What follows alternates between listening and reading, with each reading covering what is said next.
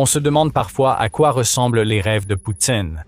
Et nous pensons avoir une assez bonne idée. Ce que Poutine veut, plus que tout au monde, c'est être reconnu comme l'homme qui a rendu sa grandeur à la Russie. Il veut des statues et que les gens lui parlent comme il le faisait aux tsars et aux dirigeants soviétiques à l'apogée de la Russie. Poutine voulait rendre la Russie puissante grâce à l'Ukraine, mais il a échoué. Et tout ce qu'il a vraiment fait, c'est rendre la Russie plus petite qu'elle ne l'était avant son invasion. La Russie fait maintenant face à quelque chose de pire qu'une défaite contre l'Ukraine, un glissement vers l'insignifiance provoqué par l'ambition sans relâche de Poutine. La vision du monde de Poutine repose sur son ego. Pour Poutine, la façon dont les gens le traitent est directement liée à la façon dont il traite la Russie dans son ensemble, car il tente de se positionner comme la représentation de tout ce que la Russie est censée être. Comprendre ce fait éclaire sur ce que le président russe tente en Ukraine.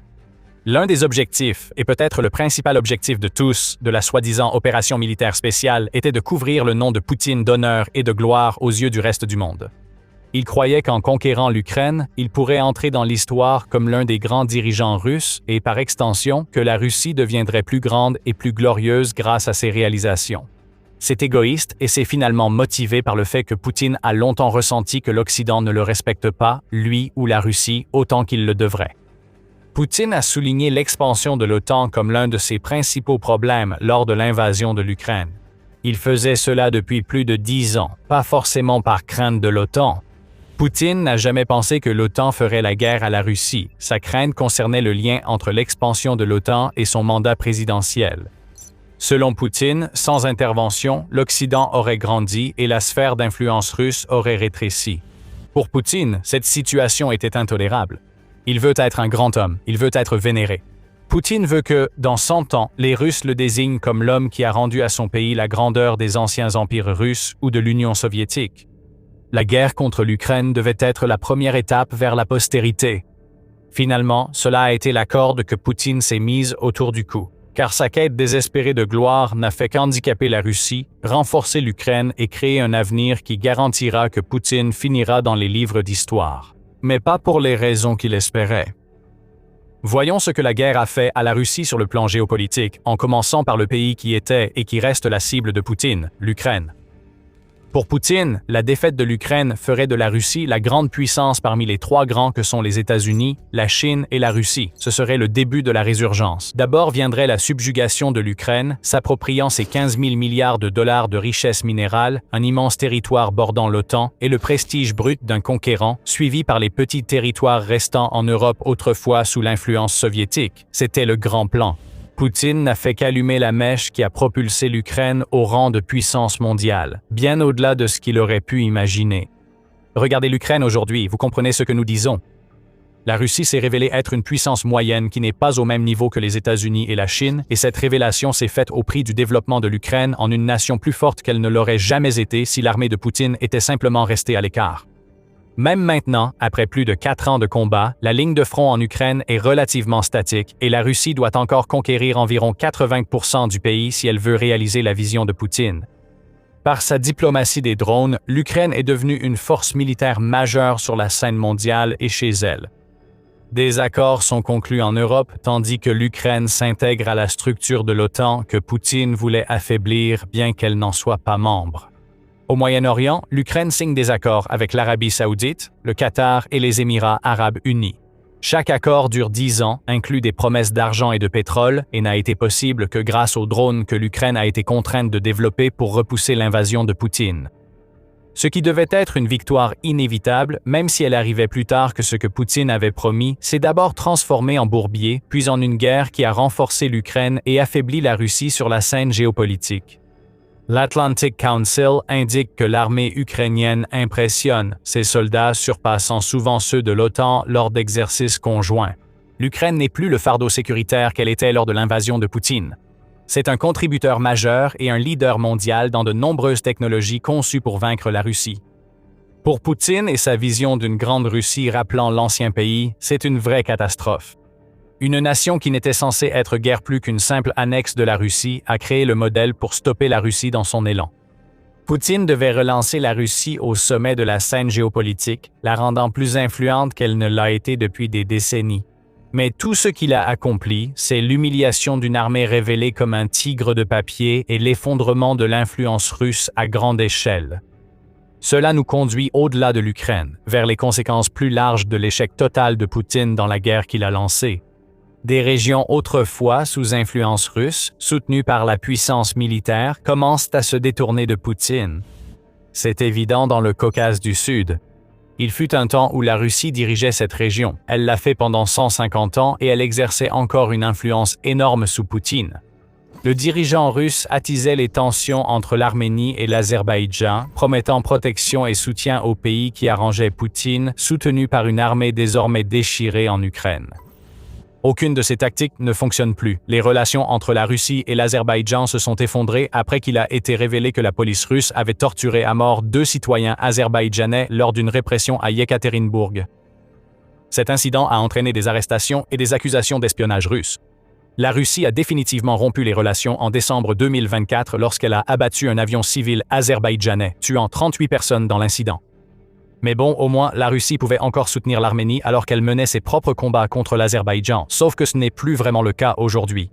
Le 8 juin, c'est devenu officiel. Le premier ministre en exercice de l'Arménie, Nikol Pachinian, a remporté sa réélection, battant les candidats soutenus par Poutine et surmontant une campagne de pression russe qui comprenait des menaces de rupture des relations commerciales. À un moment, Poutine a clairement signifié à Pachinian que le gaz que la Russie fournit à l'Arménie, qui est livré à 177,50 $, soit 177,50 $ pour 1000 mètres cubes contre les prix du marché européen de 6 cents, serait menacé si Pachinian persistait à vouloir que l'Arménie rejoigne l'Union européenne. Rien de tout cela n'a compté.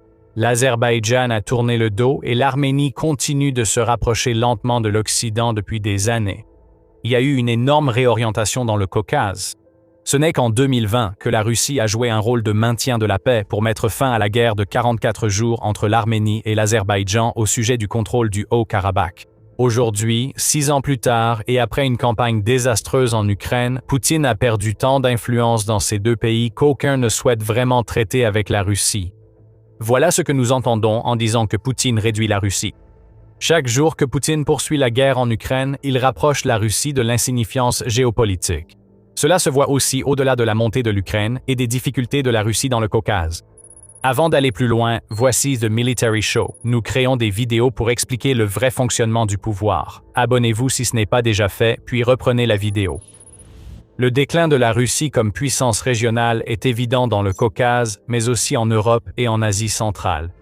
Des pays comme la Moldavie, la Géorgie et le Kazakhstan ont tous reçu des rappels très clairs de la dangerosité d'être situés près de la Russie lorsqu'un fou obsédé par sa postérité comme Poutine est en liberté, selon le Centre international pour la défense et la sécurité d'Estonie. La Moldavie, comme l'Ukraine et l'Arménie, cherchent activement à rejoindre l'Union européenne, illustrant comment la guerre de Poutine rapproche des pays que la Russie pouvait autrefois influencer de l'Occident. La Russie a retiré armes et troupes du Tadjikistan pour les envoyer en Ukraine comme dans d'autres pays. Ce message ne passe pas inaperçu. La Russie est censée dominer cette guerre. Si elle retire la protection promise à d'autres nations, que dit cela du pays et de ce que Poutine en a fait? Se fâcher avec le Tadjikistan et le Kazakhstan est aussi problématique pour Poutine, car tous deux sont membres de l'Union économique eurasiatique, qui aide la Russie à contourner les sanctions. Si des nations quittent l'Union, la puissance de la Russie décline à nouveau. C'est l'opposé de ce que Poutine envisageait en lançant l'invasion de l'Ukraine. Si le rêve de la Grande Russie a été brisé par tout cela, les morceaux ont été rassemblés et transformés en cauchemars pour la Russie sur l'échiquier géopolitique mondial. Nous avons évoqué la protection récemment. La Syrie, le Venezuela et l'Iran devaient aussi profiter des armes russes et de la promesse de Poutine de défendre leurs intérêts nationaux. Compte en commun ces trois pays. Leurs dirigeants ont été tués ou renversés depuis le début de la guerre en Ukraine sans que la Russie n'intervienne pour en sauver un seul. Que ce soit par manque de volonté ou par incapacité à exercer sa puissance, parce qu'elle n'en a plus après des années de combats brutaux, cela n'a pas vraiment d'importance. Le message est clair, la Russie ne protège pas ceux qu'elle dit aider. Le prestige mondial de la Russie est au plus bas depuis l'arrivée de Poutine au pouvoir, ce qui la rend plus faible. Mais ce n'est pas uniquement l'influence géopolitique déclinante qui inquiète Poutine ici. À certains égards, il perd activement le contrôle de certaines parties de la Russie qu'il contrôlait bien avant de lancer son invasion. L'Extrême-Orient russe, en particulier, devient un problème. Le district fédéral de l'Extrême-Orient russe représente 40% du territoire russe, bien qu'il n'abrite qu'environ 8 millions de personnes. Cette région est aussi revendiquée par la Chine, un supposé allié de la Russie qui estime y avoir des droits. Nous ne disons pas que la Chine va envahir la Russie, mais le déséquilibre de pouvoir croissant entre les deux pays va aussi irriter Poutine. La Chine agit plus intelligemment et renforce sa présence en Extrême-Orient russe depuis l'invasion de Poutine. Après le départ des pays européens pour protester contre l'invasion, la Chine a pris leur place en Russie. Ce faisant, elle a accru la dépendance de la Russie envers la Chine et favorisé l'arrivée de travailleurs migrants chinois en Extrême-Orient russe.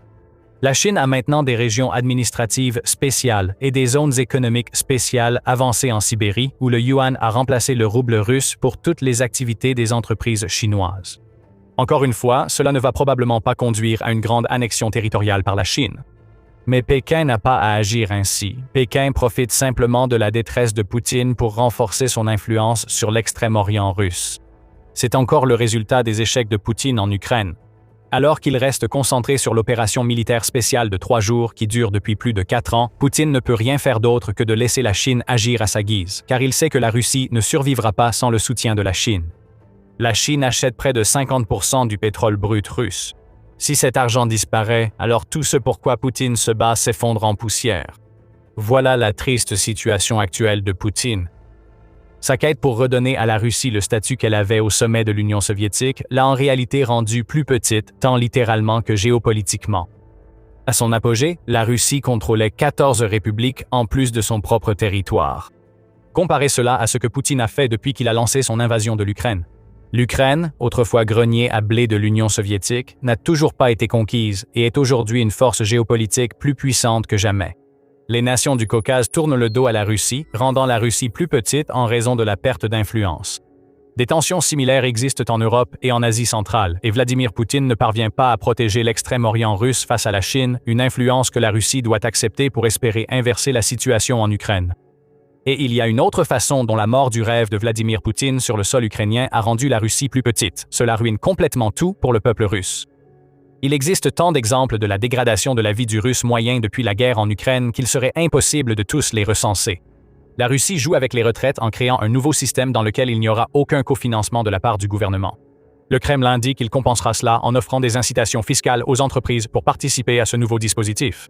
Ce qui pourrait fonctionner si Poutine n'avait pas créé une situation économique qui a conduit à la faillite de 200 000 petites et moyennes entreprises russes rien que pendant les 3 premiers mois de 2026. Il est même possible que Poutine réduise les pensions, tout cela pour continuer à financer sa guerre en échec. Les services publics et sociaux russes ont pâti de la quête désespérée de financement nécessaire à Poutine. Parmi les exemples de ce chaos, on peut citer l'annonce d'avril selon laquelle Moscou prévoit de supprimer plus de 105 000 emplois dans le secteur public en 2026, ce qui ferait suite à une année, 2025, où la Russie a déjà licencié 32 000 travailleurs du même secteur. Encore une fois, tout cela vise à économiser de l'argent pour l'injecter en Ukraine, et il ne serait pas surprenant de voir beaucoup de ces travailleurs licenciés finir par se retrouver en première ligne en Ukraine par désespoir. Parmi les autres exemples, on peut citer la révélation du 24 juin selon laquelle la Russie prévoit de réduire son budget fédéral d'entretien des routes de plus de 142 millions de dollars en 2026, suivi d'une réduction de près de 260 millions de dollars l'année suivante. Vladimir Poutine a imposé à son peuple d'économiser chaque centime pour financer la guerre ratée en Ukraine, faisant payer le prix aux citoyens. Cela représente 2000 km d'autoroutes qui devaient être construites ou modernisées et qui disparaissent, tout cela à cause de l'Ukraine. Les Russes ont vu leur qualité de vie chuter de bien d'autres façons. Le coût de la vie a explosé à cause d'une forte inflation. Le média United 24 a rapporté le 29 juin que la situation est devenue si grave que 81% des Russes réduisent leur budget alimentaire. Plus précisément, 34% font des économies sur la nourriture, tandis que 47% réduisent activement leurs achats et leurs dépenses alimentaires pour compenser la stagnation des revenus réels et la hausse des prix dans les magasins d'alimentation. Encore une fois, c'est l'Ukraine qui a provoqué tout cela en Russie. C'est l'Ukraine qui crée une crise du carburant combinée à une pénurie de biens importés, ce qui engendre un problème d'offre et de demande qui paralyse le peuple russe. Actuellement, Trading Economics rapporte que l'inflation en Russie s'élève à 5,3%. Le taux d'intérêt de base du pays est de 14,25%. Aucun de ces chiffres n'est bon, bien qu'ils soient meilleurs que ceux du début 2026. Le taux d'inflation n'est en réalité pas ce qu'il semble. Euronews rapporte que les renseignements suédois accusent la Russie de falsifier ses données économiques pour masquer l'impact de la guerre de Poutine. La Suède affirme que l'inflation ne tourne pas autour de 5%, elle serait plutôt proche de 15%, atteignant pratiquement la parité avec le taux d'intérêt de la Russie. Les Russes ne peuvent plus se permettre d'acheter ce qu'ils achetaient auparavant, et ils ne peuvent pas non plus assumer les paiements d'intérêt sur les prêts qui auraient pu les aider. Voici ce que Vladimir Poutine a provoqué. Sa volonté d'entrer au panthéon des grands dirigeants russes a diminué la Russie. Et maintenant, Vladimir Poutine n'a plus d'autres options. Il mise tout sur les capacités d'une armée russe qui s'est déjà révélée totalement incapable de vaincre l'Ukraine. Pour le dirigeant russe, la seule façon de sortir de la guerre qu'il a déclenchée est de réussir, d'une manière ou d'une autre, à s'emparer de la région du Donbass d'ici la fin de l'année. C'est là-dessus qu'il mise, une campagne qui, jusqu'à présent, a vu la Russie se heurter à une ceinture de forteresses indomptables, mais qui, d'une manière ou d'une autre, devrait aboutir à une victoire dans les 6 prochains mois. Au moins, à ce moment-là, Poutine pourrait revendiquer une sorte de victoire. L'une des régions les plus précieuses de l'Ukraine serait sous contrôle russe, et il pourrait négocier en position de force. Certes, l'Ukraine n'aurait pas entièrement chuté, mais la Russie aurait obtenu quelque chose. Ce pari ne va pas porter ses fruits. Et quand tout s'effondrera, alors que l'Ukraine défendra le Donbass jusqu'en 2027 et au-delà, le peu d'optimisme qui subsiste en Russie, l'idée que les choses pourraient enfin s'améliorer, s'évaporera définitivement. Poutine a déclenché la guerre pour assurer sa postérité, et il a réussi. Il ne sera pas considéré comme un grand dirigeant ayant rendu la Russie plus grande et plus forte. Poutine restera dans l'histoire comme l'homme ayant lancé une guerre qu'il n'a pu achever. Il sera celui qui a ruiné la Russie, fait reculer la qualité de vie de son peuple, perdu l'influence régionale et mondiale, et peut-être abandonné l'Extrême-Orient russe, tout cela pour tenter de prendre l'Ukraine. Le rêve de Poutine est mort, et ce n'est qu'après sa disparition que la Russie aura une chance de se relever. Et il y a aussi la possibilité très réelle que la Russie perde réellement des territoires en Ukraine qu'elle occupe depuis 2014. La Crimée occupée est en difficulté. Lorsque le gouvernement allemand a autorisé la livraison d'environ 50 chars Flakpanzer Gepard à l'Ukraine en avril 2022, il n'aurait jamais pu anticiper à quel point il deviendrait important dans la lutte du pays contre la Russie. Après tout, l'Allemagne avait déjà mis au rebut et retiré le Gepard il y a plus de 10 ans. Il avait été développé dans les années 1960, était entré en service dans les années 1970, et avait finalement été remplacé en 2010. Pour Berlin, il s'agissait d'un équipement ancien et obsolète, qui n'avait plus qu'une valeur limitée à offrir. Puis l'Ukraine s'en est emparée et a réussi à transformer ce char vieux de plusieurs décennies en un véritable monstre. Pour comprendre ce revirement remarquable, il est important de d'abord savoir ce qu'est le Gepard, et de quoi il est capable. Le Flakpanzer Gepard, également connu sous le nom de Gepard, est un canon anti-aérien automoteur capable d'opérer par tous les temps, un SPAG.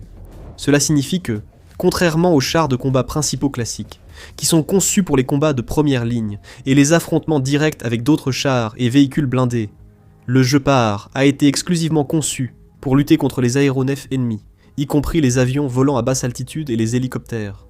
L'idée du Gepard est née dans les années 1960, lorsque l'armée ouest-allemande, ou Bundeswehr, s'est rendu compte que les systèmes anti-aériens existants comme le M42 Duster des États-Unis devenaient progressivement obsolètes. Les avions d'attaque gagnaient en vitesse et agilité, tandis que les hélicoptères d'attaque devenaient une menace croissante. L'OTAN avait besoin de systèmes plus mobiles, précis, et capables d'accompagner des chars et des véhicules blindés d'infanterie au combat pour engager les aéronefs ennemis, quel que soit le terrain ou les conditions météorologiques. En conséquence, 2 équipes de développement composées de divers industriels européens, dont Rheinmetall, AEG, Krauss-Maffei et Ellercon, se sont mises au travail sur un remplaçant du Duster. Divers prototypes ont été fabriqués et testés avant que la Bundeswehr ne prenne sa décision finale.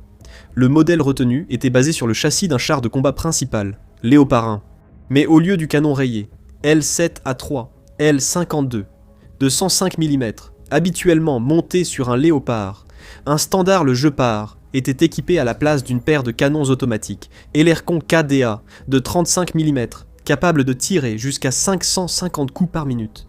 Sous le capot, le Gepard abritait également un système de conduite de tir informatisé, capable d'engager des cibles de manière autonome, ainsi qu'un radar de recherche et un radar de poursuite.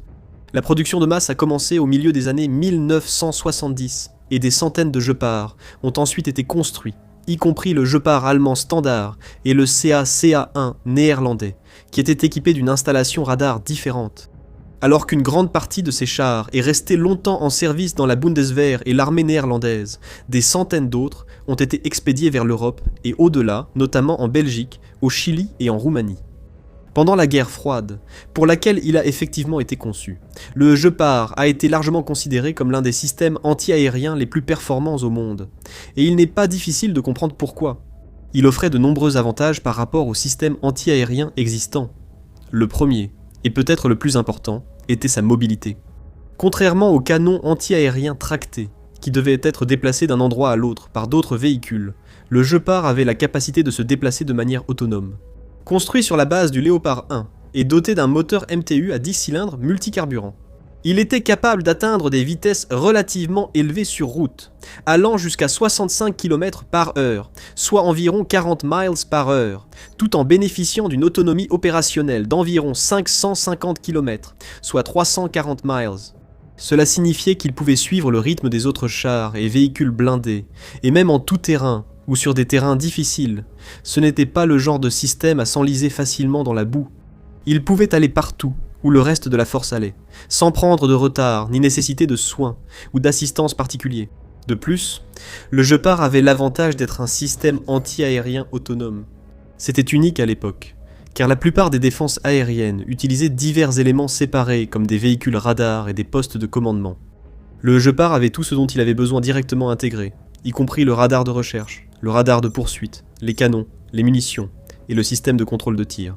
Son équipage pouvait détecter, identifier, suivre et engager des cibles quand il le fallait, sans avoir à se coordonner avec d'autres équipes ou à dépendre d'autres moyens. Le Gepard est aussi réputé pour ses temps de réaction exceptionnels, verrouillant une cible et tirant en quelques secondes. Et lorsqu'on est confronté à la perspective d'avions d'attaque volant à basse altitude, se déplaçant rapidement, ou d'hélicoptères d'attaque surgissant soudainement à l'horizon, ce genre de rapidité compte vraiment. En ce qui concerne la puissance et les performances, le Gepard surpassait également de loin bon nombre de ses contemporains.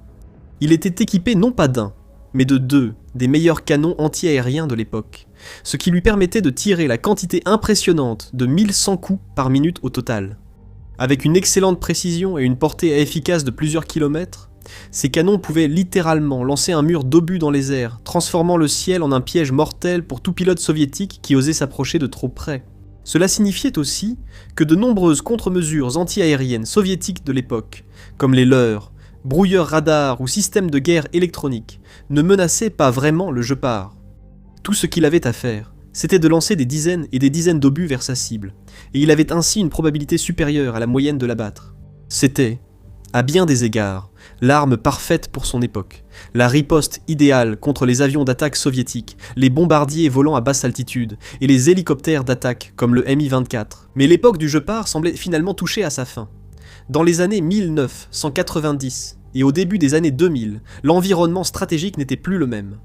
La guerre froide a pris fin, l'Union soviétique s'est effondrée, et les types de menaces pour lesquelles le Gepard avait été conçu semblaient avoir disparu. L'idée de vastes batailles de chars et de bombardements à travers l'Europe centrale ne semblait plus très probable.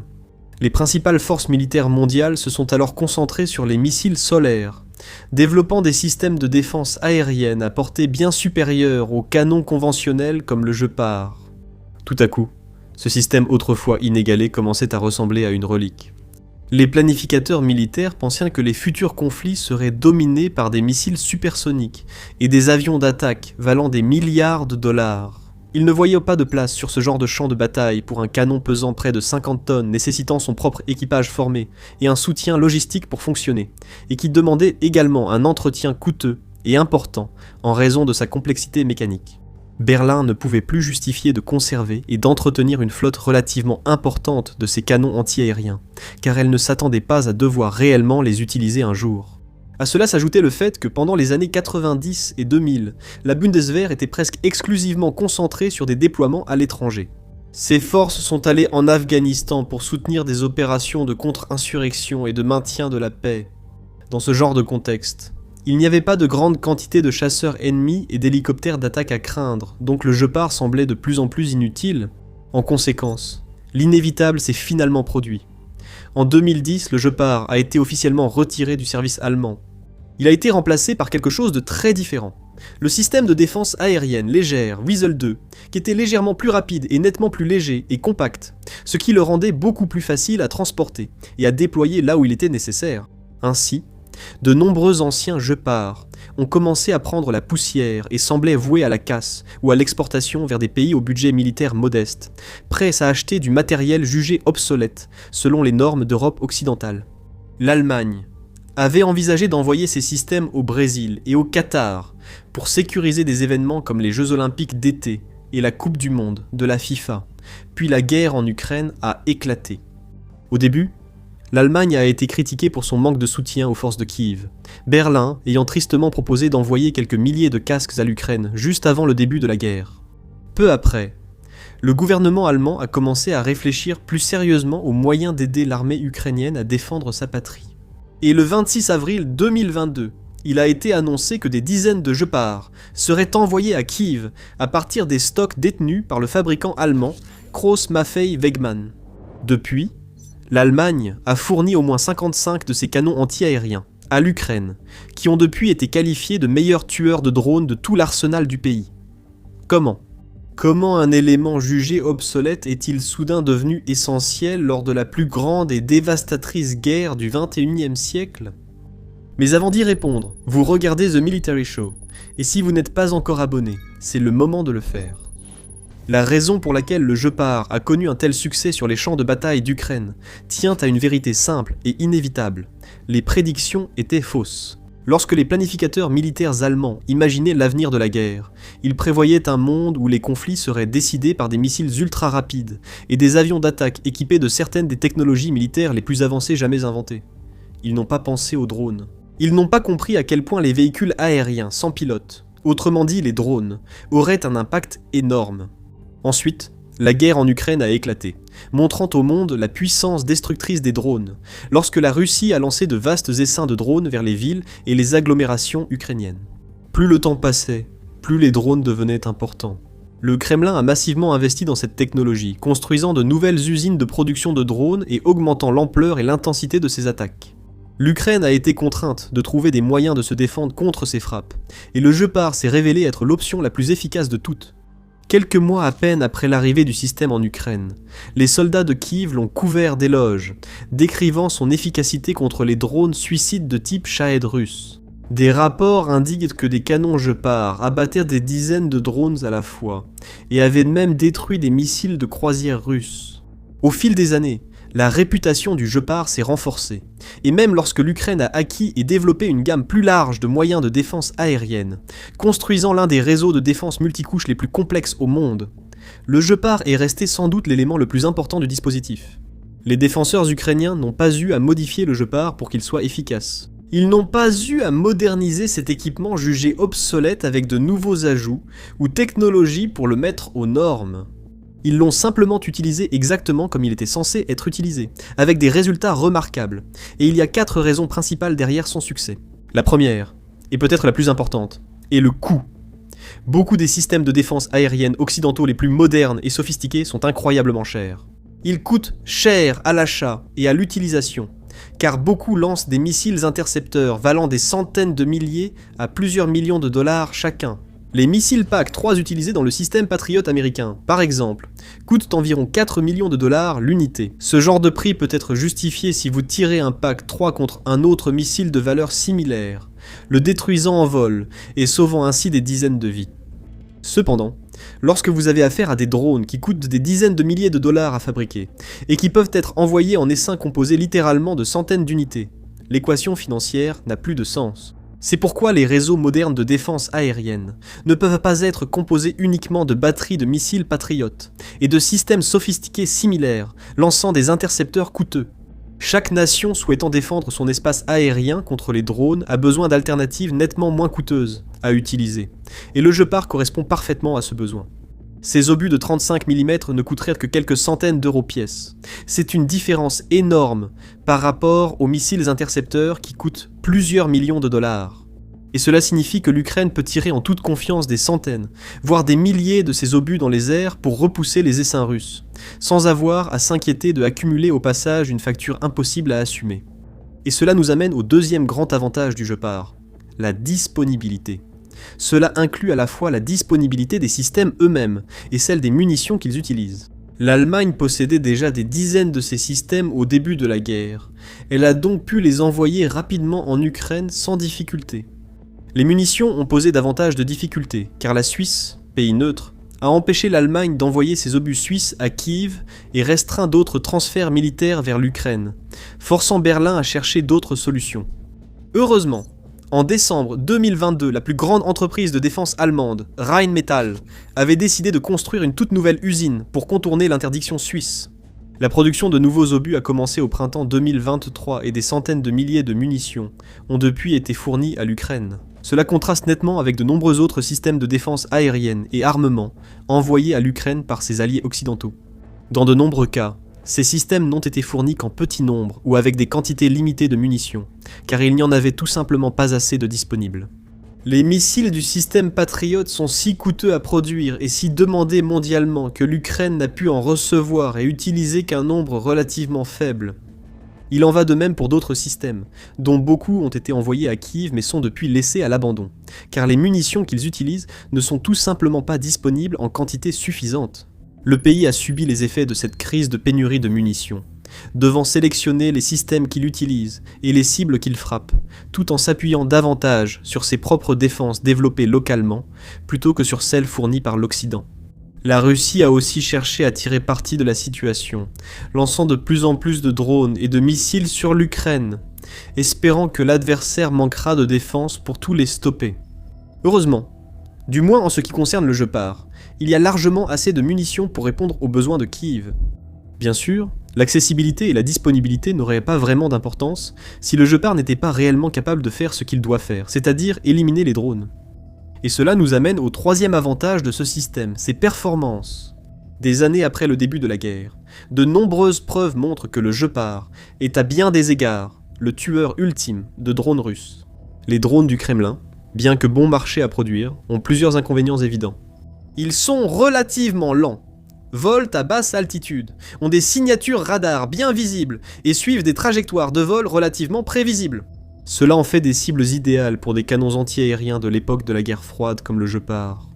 Les radars intégrés du canon détectent et suivent ces cibles avant de les détruire par de courtes rafales. Et même lorsque la Russie déploie ses drones en grande quantité, espérant saturer les radars ukrainiens et submerger ses défenses, le Gepard s'en sort étonnamment bien. Il a la capacité d'engager plusieurs cibles les unes après les autres, avec un excellent niveau d'efficacité, et peut littéralement saturer l'air d'obus, rendant presque impossible pour la plupart des drones de passer du point A au point B, sans être détruits en chemin. Leur cadence de tir élevée, combinée à leur vaste stock de munitions, en fait la contre-mesure optimale face aux frappes de saturation russes. Alors que les systèmes de missiles nécessitent une longue préparation et de longues phases de rechargement, les Gepard tirent en continu tant qu'il reste des munitions. Grâce à cela, les Gepard peuvent être déployés en première ligne ou plus en profondeur sur le territoire national, autour d'infrastructures clés comme les centrales électriques, les installations industrielles, les dépôts de munitions et les centres de transport. Ils scrutent le ciel à la recherche du moindre signe d'activité ennemie, prêts à tirer en un clin d'œil et à défendre les sites les plus précieux et stratégiques du pays. Ce qui nous amène au dernier avantage du Gepard, sa mobilité. Il s'agit d'un conflit à grande échelle. Les lignes de front s'étendent sur des centaines de kilomètres, et la Russie bombarde régulièrement des villes ukrainiennes, y compris dans des zones situées à des centaines de kilomètres du front. L'Ukraine doit défendre un vaste territoire et souvent repositionner ses atouts majeurs selon l'évolution de ses tactiques et priorités.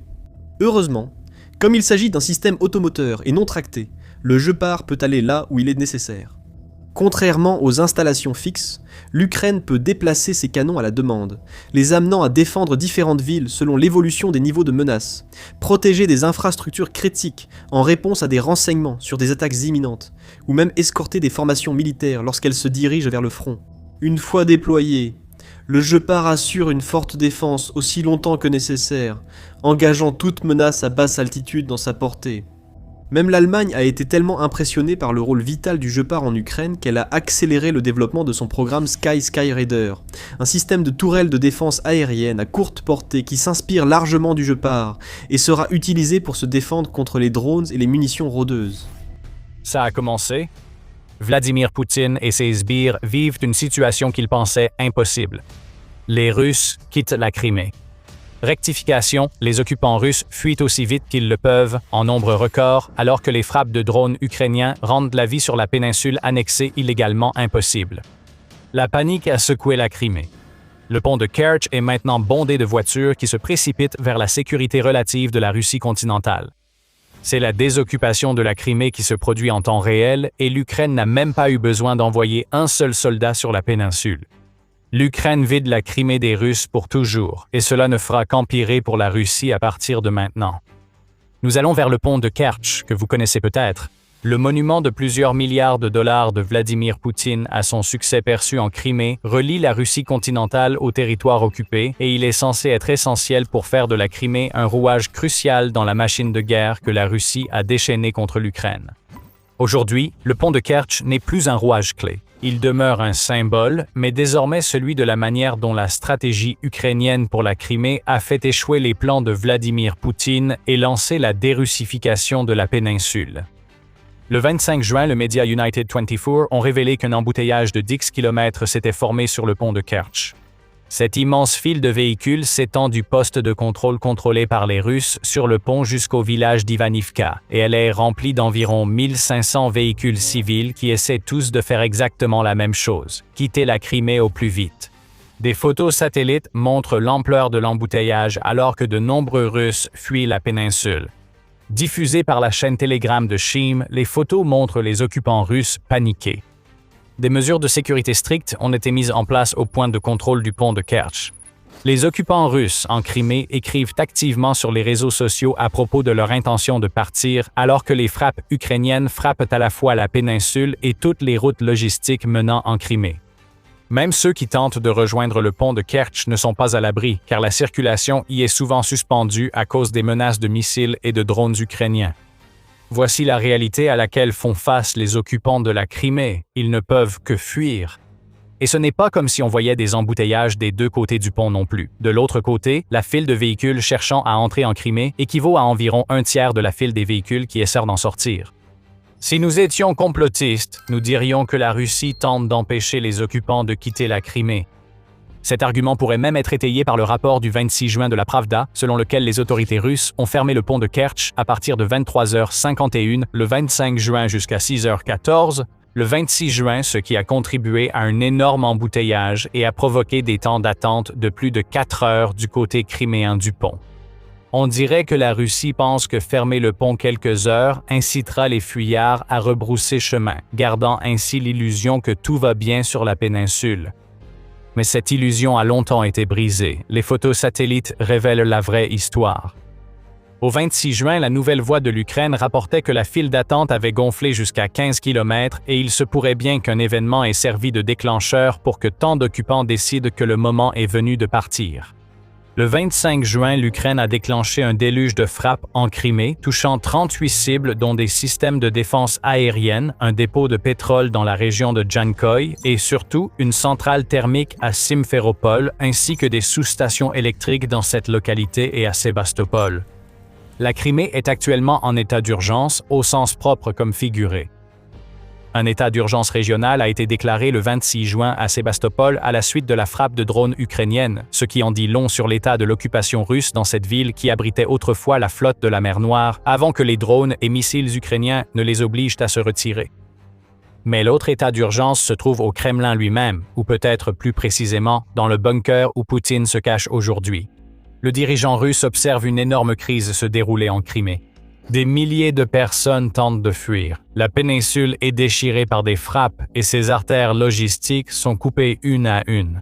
Alors qu'il se cache et fait comme si rien ne se passait pour le plus grand symbole de la supposée domination russe sur l'Ukraine, Poutine doit accepter une réalité simple. Cela ne fera qu'empirer désormais.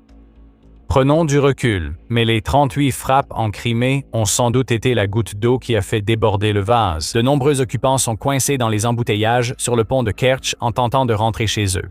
Nous assistons ici à l'aboutissement d'une campagne ayant fait de la Crimée un enfer pour les occupants russes. L'Ukraine détruit systématiquement les routes logistiques menant en Crimée depuis des semaines, tout en ciblant les camions de ravitaillement et de carburant qui se dirigeaient vers la péninsule. Les effets sont visibles pour tous. Une pénurie massive de carburant en Crimée a résulté de ces attaques. Dans de nombreux cas, les occupants ne peuvent pas se procurer de carburant, car il a été réservé en priorité à l'armée et aux services d'urgence. Les rares stations-service qui disposent de carburant limitent les ventes à 20 litres par personne et ne proposent leur essence que via des coupons QR.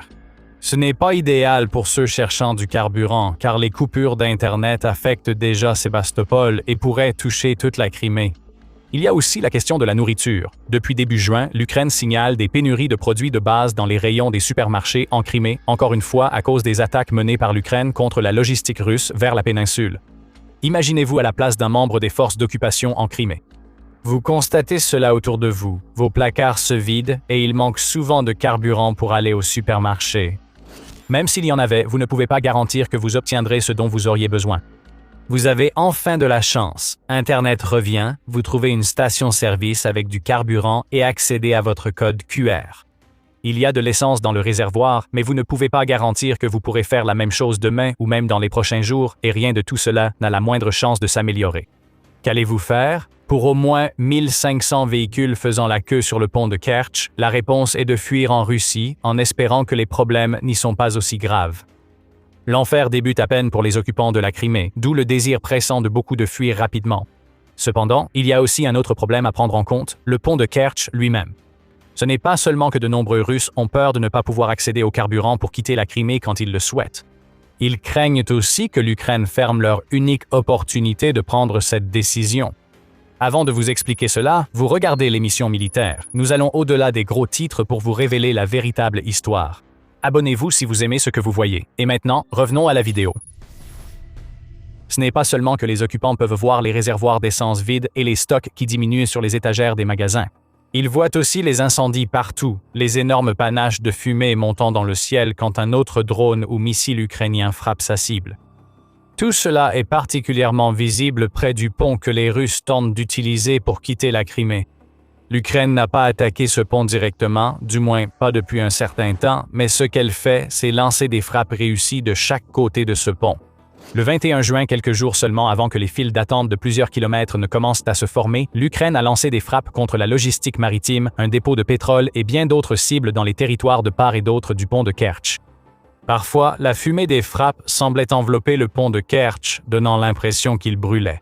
Ce n'est pas le cas, mais cela pourrait l'être, et c'est précisément le but. Le pont de Kerch est considéré comme l'une des zones les mieux protégées de Crimée. Nous avons vu ces défenses lors des frappes de l'Ukraine. En plus des défenses aériennes, des écrans de fumée trompent les drones ukrainiens et des chaînes de barges bloquent les drones maritimes pour protéger les piliers du pont. Des travaux sont en cours, à l'heure où nous parlons, pour créer des barrières dans les eaux autour du pont de Kerch afin d'arrêter ces mêmes drones maritimes. Malgré toutes ces défenses, l'Ukraine parvient encore à frapper près du pont de Kerch. Ces frappes envoient un message clair compris par les occupants tentant de fuir. Les défenses sont inutiles. Drones et missiles ukrainiens peuvent toucher le pont de Kerch. Des cibles de grande valeur sont éliminées de chaque côté du pont et il se pourrait que ce ne soit qu'une question de temps avant que l'Ukraine ne décide que le pont lui-même devienne une cible. Partez tant que vous le pouvez.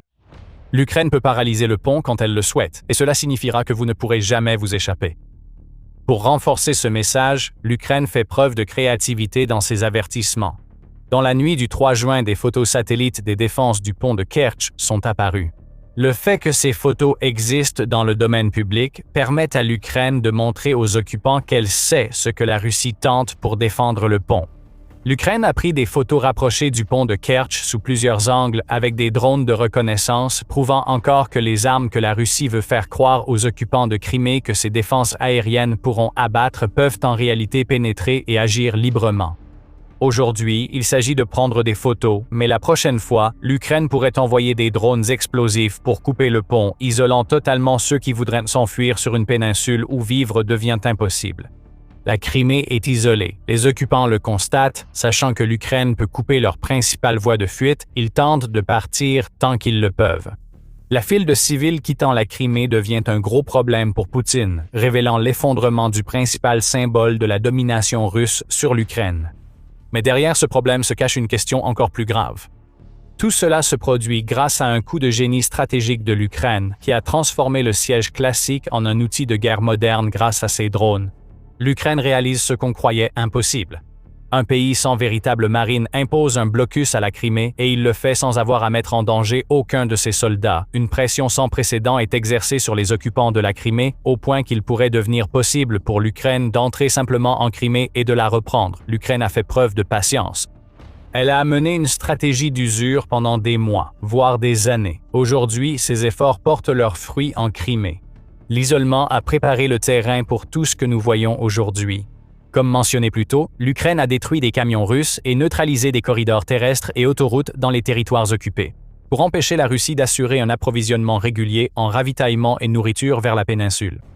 Les défenses aériennes ont été contournées ou carrément détruites, et l'Ukraine ne montre aucun signe de ralentissement. Le 23 juin, l'Ukraine a attaqué un pont ferroviaire traversant le canal de Crimée du Nord en Crimée. Une autre artère logistique est hors service. Dans le village de Rozdolna, qui se trouve également en Crimée, l'Ukraine a lancé une autre attaque, cette fois le 28 juin, qui a provoqué l'effondrement d'une section d'un pont sur les voies ferrées.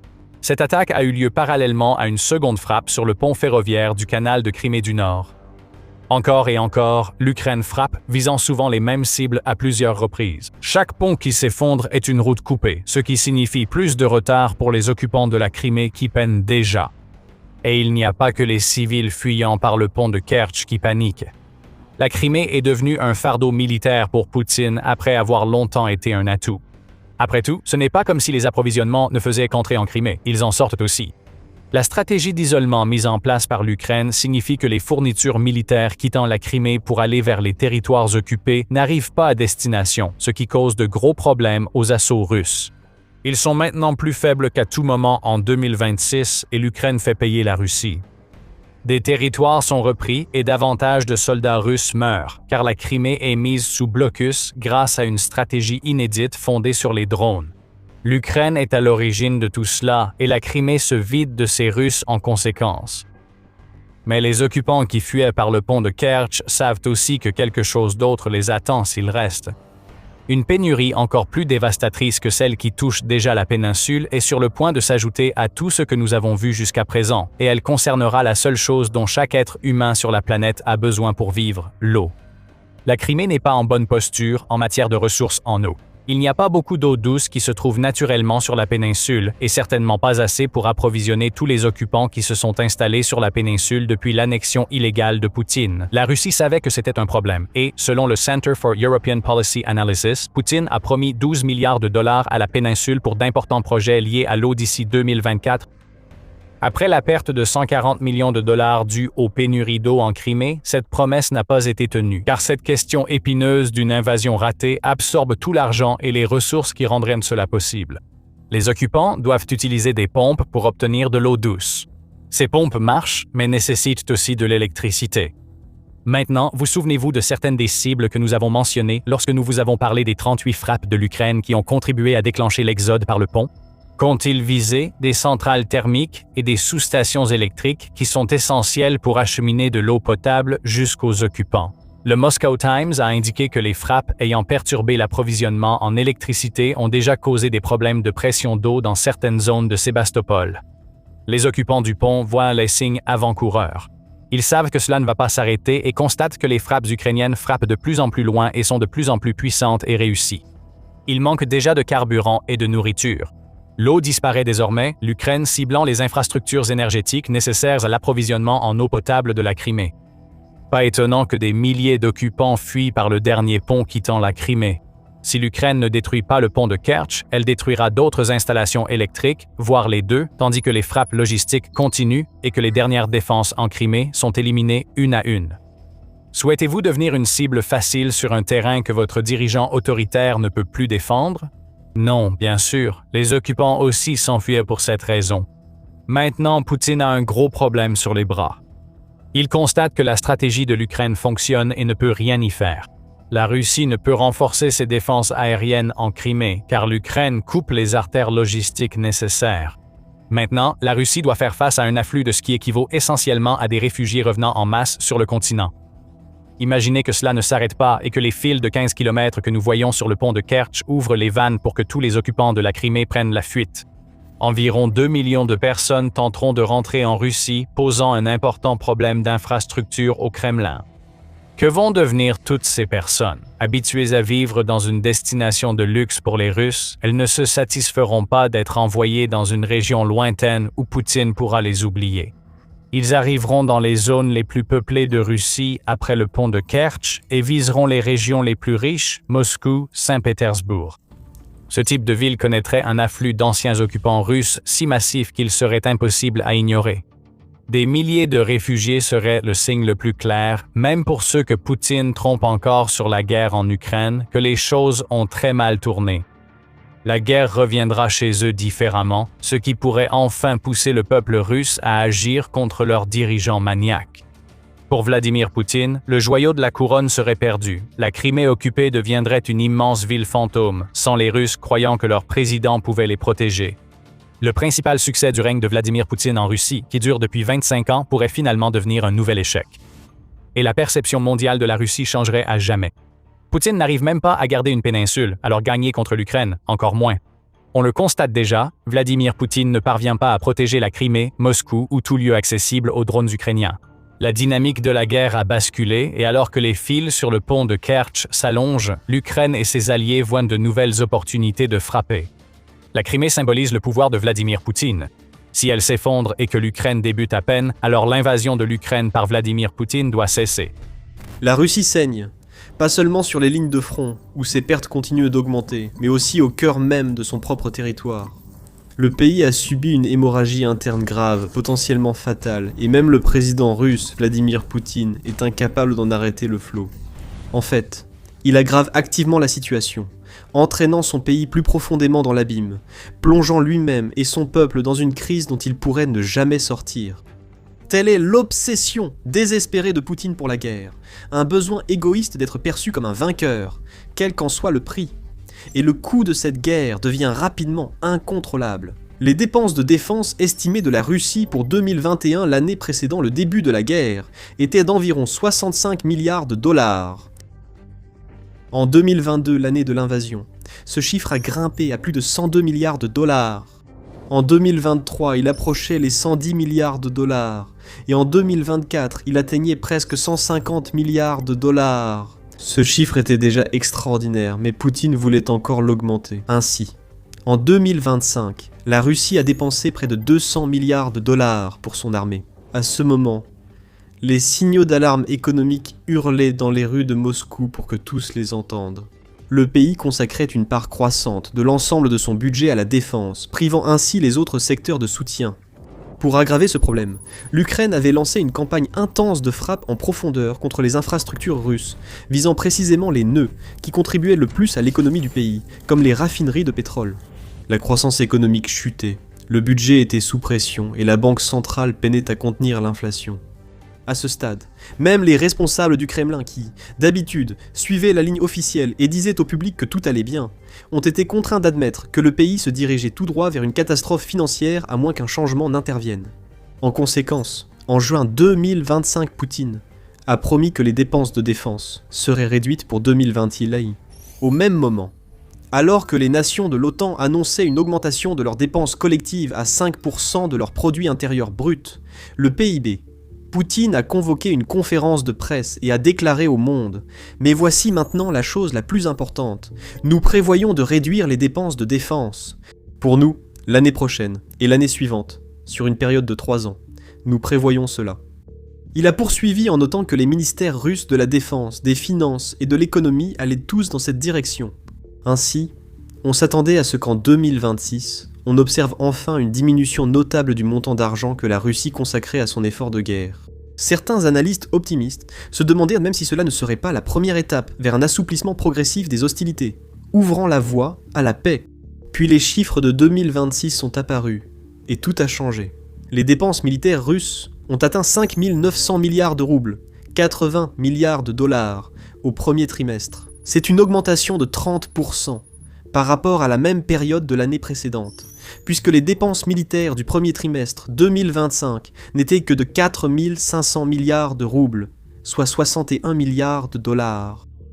Les dépenses fédérales totales pour le premier trimestre 2026 se sont élevées à 12 800 milliards de roubles, soit près de 175 milliards de dollars, ce qui signifie qu'un impressionnant 46% de toutes les dépenses de l'État ont été consacrées à la défense. La majorité de cet argent entre dans la catégorie des dépenses classifiées, donc nous ne savons pas exactement à quoi il a été consacré, car le Kremlin préfère garder les détails de ses dépenses militaires secrets.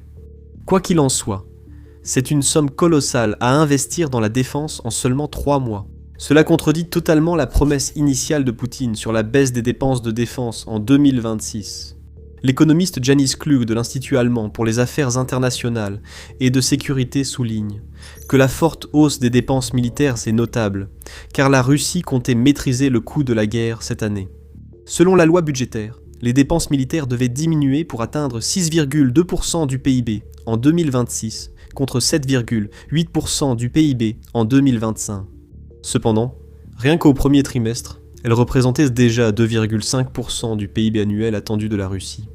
En d'autres termes, si la Russie continuait à dépenser au même rythme pour le reste de l'année, elle dépasserait facilement son objectif déclaré de 6,2% du PIB et pourrait même atteindre un chiffre impressionnant de 10% du PIB annuel. Kluge note qu'il est peu probable que cela se produise, car les données historiques montrent que les dépenses ont tendance à se calmer au cours des deuxième et troisième trimestres de l'année. Il précise toutefois que ce résultat reste très élevé, ajoutant que si le premier trimestre indique la tendance pour le reste de l'année, les dépenses militaires de 9 à 10% du PIB pourraient être réalistes en 2026.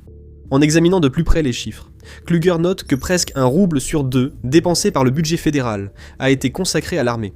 Le média ukrainien Ukrainian National News a également calculé que selon les propres données du Kremlin, la machine militaire russe a consommé environ 2,7 milliards de roubles, soit presque 37 millions de dollars par heure, et environ 65 milliards de roubles, soit 885 millions de dollars par jour. Entre janvier et mars 2026, selon les données du ministère russe des Finances analysées par Janis Klug et rapportées par l'UNN, le Kremlin a dépensé un montant record de 5 908 milliards de roubles pour son armée entre janvier et mars 2020 coups. Cela équivaut à un chiffre impressionnant de 65 milliards de roubles, soit 885 millions de dollars par jour et environ 2,7 milliards de roubles, ou 37 millions de dollars par heure.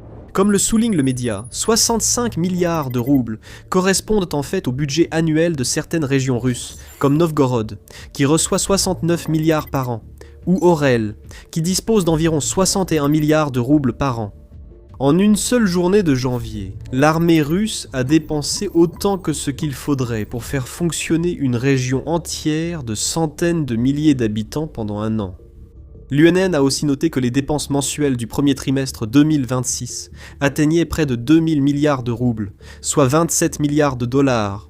Le rapport a noté que ce total trimestriel massif correspondait à une dépense mensuelle de près de 2000 milliards de roubles, soit 27 milliards de dollars.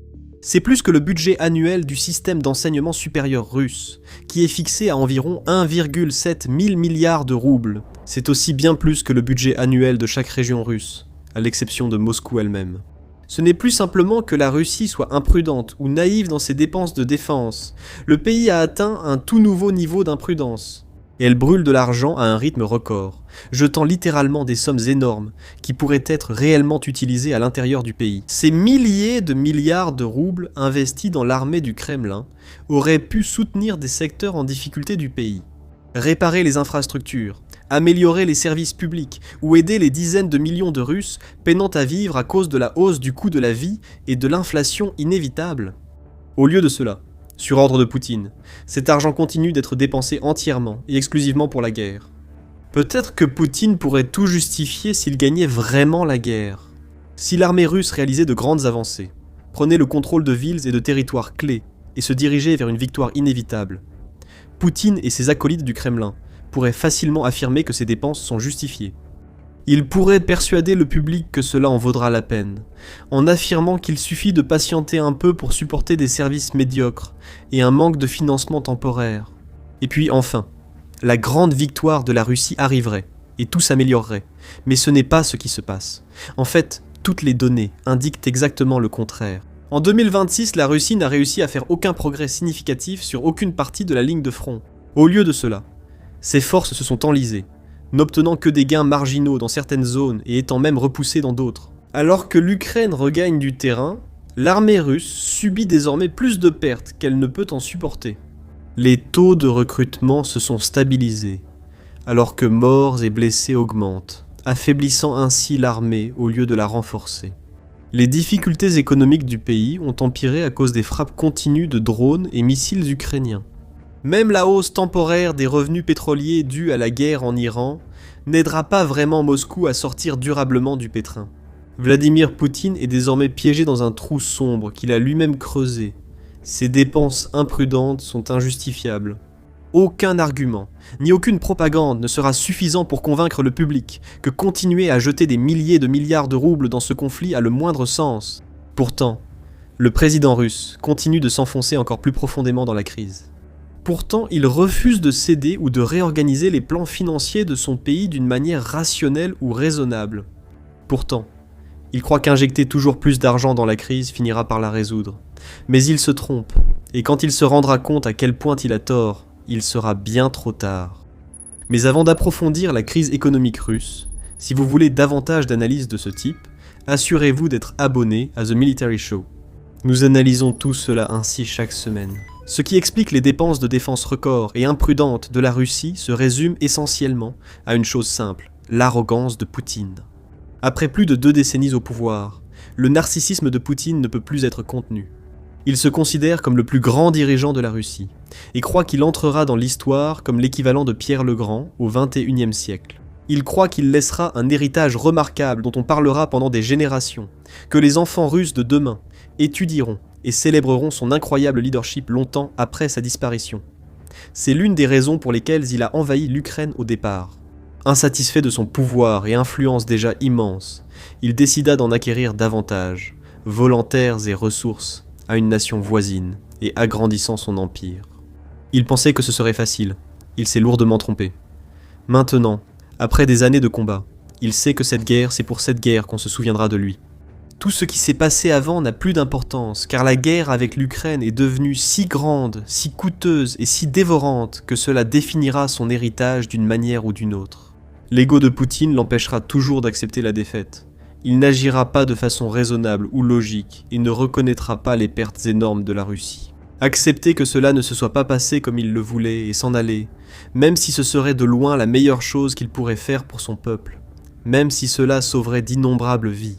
Enfin, permettre à la Russie de se reconstruire et d'investir là où c'est nécessaire, comme l'éducation, la santé et les infrastructures.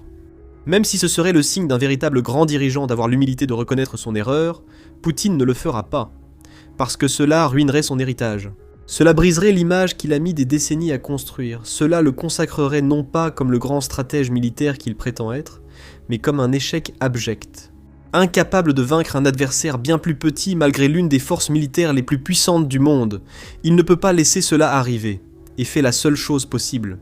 Il consacre une part croissante du budget national, déjà sous pression, à la défense, sans que nous sachions précisément comment sont dépensés ces milliers de milliards de roubles. Une grande part de cet argent sert sûrement à faire fonctionner en continu les nombreuses usines de défense. Comme elles le font depuis des années, elles assemblent davantage de missiles, de drones et d'autres armes de guerre pour tirer sur les villes, les cités et les fortifications de première ligne ukrainiennes. Désormais, une large part des dépenses de défense russes irait aussi au recrutement. Comme indiqué précédemment, le pays a désormais du mal à recruter suffisamment de nouvelles recrues pour reconstituer ses effectifs, avec une baisse nette de son effectif total en 2026. Moscou devient donc plus désespéré, offrant plus d'incitations financières, orchestrant des campagnes de marketing militaire trompeuses et accentuant la pression sur les gouverneurs régionaux pour recruter de nouveaux soldats par tous les moyens. La Russie doit aussi verser de grosses sommes aux familles des soldats morts. Et avec des responsables ukrainiens rapportant qu'environ 35 000 Russes sont tués ou blessés chaque mois, la facture des compensations du Kremlin ne cesse d'augmenter. Une partie du budget de la défense est également détournée hors du pays, vers des endroits comme la Corée du Nord et l'Afrique. Alors que Moscou sollicite d'autres nations pour soutenir sa campagne militaire, ses efforts ne donnent pas les résultats attendus sur les champs de bataille, le long des lignes de front. Les dépenses se poursuivent donc. L'investissement continue, malgré l'absence totale de valeur ou de rendement. Il faut toutefois noter qu'il pourrait y avoir une autre explication aux chiffres scandaleux des dépenses russes pour le premier trimestre 2026. Dans son blog Ruslanomics, Yanis Kluge indique que le ministère russe des Finances aurait avancé les dépenses militaires prévues pour 2025 à cette année, afin de respecter les plans de déficit de l'an dernier. En somme, les comptables du Kremlin ont peut-être juste opté pour une astuce économique. En déplaçant certains chiffres des rapports de 2025 vers 2026, afin de rendre les dépenses totales de 2025 un peu moins absurdes. Yanis Kluge met en avant plusieurs raisons clés qui pourraient expliquer cette situation. Tout d'abord, il souligne qu'entre septembre et novembre 2025, les dépenses du budget fédéral de la Russie étaient complètement hors de contrôle. Il a estimé que si les dépenses continuaient ainsi, le déficit budgétaire serait presque un point supérieur aux prévisions, 3,5% du PIB, au lieu de l'objectif déclaré du Kremlin de 2,6%.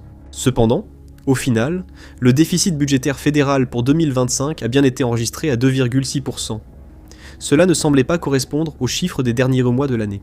En examinant de près les rapports financiers du Kremlin, Kluger a remarqué que les dépenses de décembre étaient anormalement basses, bien en dessous des niveaux habituels. Enfin, l'analyste financier a noté que les données détaillées sur les dépenses du quatrième trimestre de 2025 révélaient qu'il y avait très peu de dépenses classifiées vers la fin de l'année. Encore une fois, cela ne correspondait pas au premier mois de l'année, ce qui a amené Kluger à conclure que le Kremlin avait peut-être reporté ses dépenses au début de 2026 à la place. En conséquence, à cause de ce qu'il qualifie d'acrobatie comptable du ministère des Finances, Kluger note que le rythme réel des dépenses en 2026 n'est pas aussi élevé que ce que suggèrent les données du premier trimestre. Il a également suggéré une autre théorie possible selon laquelle la Russie pourrait avancer ses dépenses militaires en 2026, réaliser d'importants paiements en début d'année pour réduire ses dépenses les trimestres suivants. Nous ne connaîtrons pas vraiment la vérité exacte avant un certain temps, jusqu'à la fin de l'année et la publication des données financières complètes pour 2021. Quoi qu'il en soit, même si le Kremlin a manipulé ses rapports économiques, des milliers de milliards de roubles ont été dépensés en peu de temps, et des milliers de milliards supplémentaires continuent de l'être chaque mois. Ce n'est pas seulement insoutenable, cela détruit activement le pays. Au fil du temps, l'économie et la société russe continuent de s'affaiblir. Et on en arrive à un point où la blessure est tout simplement bien trop grande pour qu'il y ait le moindre espoir de guérison. Les responsables financiers du Kremlin le disent d'ailleurs plus ou moins dans leurs dernières déclarations. Début juin, des informations ont révélé que des hauts responsables du gouvernement russe et de la Banque centrale ont rompu les rangs et ont dit sans détour à Vladimir Poutine: la guerre devient trop coûteuse et le budget national ne pourra plus la supporter longtemps. Ils ont affirmé que le déficit national atteint des niveaux critiques, incitant le gouvernement à réduire ou optimiser les dépenses militaires pour alléger la pression financière. Les données leur donnent raison. Des documents gouvernementaux ayant fuité révèlent que les dépenses militaires pour 2026 atteindront au moins 2000 milliards de roubles, soit 28 milliards de dollars de plus que prévu. Ces documents incluaient aussi des avertissements clairs du ministre des Finances, Anton Siluanov, affirmant que le gouvernement devra geler d'autres dépenses pour combler le déficit. Il a affirmé que le déficit national pourrait atteindre 4000 milliards de roubles, soit 56 milliards de dollars dans les années à venir, si la situation ne change pas. Même les pays les plus riches et les plus stables économiquement au monde auraient du mal à soutenir ce niveau de dépenses insensé, car il grignote le budget national et alourdit le déficit. Et la Russie est loin d'être stable en ce moment. Son économie ralentit. La croissance du PIB de la Russie est passée en territoire négatif au premier trimestre 2026, et les prévisions annoncent une croissance nulle pour le reste de l'année 2026, même en tenant compte de la hausse temporaire des prix du pétrole provoquée par la guerre en Iran. En d'autres termes, tous les signes indiquent qu'une situation déjà terrible va empirer de façon significative, mais Poutine continue d'ignorer les experts. Alors que Siluanov rappelle que les réserves sont limitées, Poutine et ses responsables de la défense s'opposent à toute réduction, préférant économiser ailleurs et compliquer la vie des Russes, plutôt que toucher au budget militaire. C'est une approche insensée et myope, et plus elle se prolonge, plus la crise s'aggravera. Certains responsables de la Banque centrale s'attendant même à une récession d'ici la fin de l'année. Dans la guerre en Ukraine, les systèmes d'armes de haute technologie monopolisent généralement les gros titres, ce qui est logique. Les drones aériens, les drones navals, les robots terrestres, le suivi autonome des cibles grâce à l'IA et d'autres nouveaux systèmes introduits pendant la guerre ont fondamentalement changé la manière dont la guerre se déroule et se déroulera à l'avenir. Mais la guerre a également redonné vie à des systèmes d'armes du siècle précédent. L'Ukraine se révèle particulièrement habile à réutiliser d'anciens systèmes, parfois même antiques, en armes efficaces sur un champ de bataille high-tech, y compris une arme développée il y a plus de 100 ans, qui n'a toujours pas d'égal. Il s'agit de la Browning M2. Développée à l'origine après la Première Guerre mondiale en tirant les leçons de la guerre des tranchées, elle a été revitalisée en Ukraine, avec un objectif ultra moderne, abattre des drones. Voici comment l'Ukraine utilise la Ma-2, comme on surnomme affectueusement cette arme, et pourquoi cela ne risque pas de changer de sitôt. Sur le champ de bataille, avoir une option de repli est toujours une bénédiction.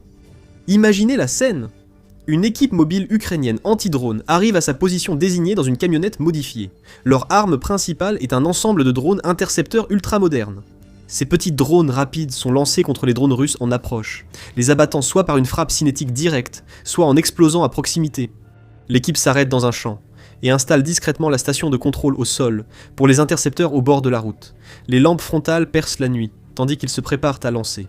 Avant d'envoyer le drone intercepteur, ils lancent un petit quadricoptère pour explorer la zone et vérifier les interférences radar. À l'intérieur du fourgon, les soldats suivent sa progression sur un écran d'ordinateur. Soudain, le signal se brouille sous l'effet des parasites. Quelque chose, probablement une interférence électronique, a perturbé le signal du drone de reconnaissance. Les drones intercepteurs restent au sol. La mission est stoppée avant de commencer. Mais l'équipage est loin d'être sans défense face aux drones ennemis qu'ils ont été envoyés intercepter. Montés sur un pick-up à côté du fourgon de contrôle se trouve leur fidèle mitrailleuse M2 Browning. Moins avancée ou impressionnante que des drones intercepteurs modernes tels que le P-Hanson ou le Merops, la M2 Browning utilisée par les équipes mobiles demeure l'un des antidotes les plus efficaces contre les drones russes sur le champ de bataille. En 2025, le commandant en chef de l'Ukraine, Oleksandr Syrski, a affirmé qu'ils étaient responsables de la destruction d'environ 40% de tous les drones en approche. Lorsque les partenaires occidentaux de l'Ukraine ont commencé à envoyer des mitrailleuses M2 Browning à l'Ukraine dans le cadre des aides militaires, en 2022, beaucoup étaient sceptiques quant à leur utilité réelle. L'arme a plus de 100 ans, et le conception de base n'a pas beaucoup changé au cours des décennies suivantes. Mais ce scepticisme a disparu. La M2 s'est révélée tout aussi efficace contre les drones qu'elle l'était contre les chars, les véhicules blindés et les fantassins dans les tranchées lors des guerres passées. En effet, selon le principal fabricant, le fabricant d'armes belge FN Herstal, qui fait partie du groupe FN Browning, la demande pour la M2 Browning explose grâce à la guerre en Ukraine. L'entreprise produit la mitrailleuse polyvalente FN Mag et la mitrailleuse légère FN Minimi, également connues aux États-Unis sous les noms de M240 et M249 respectivement.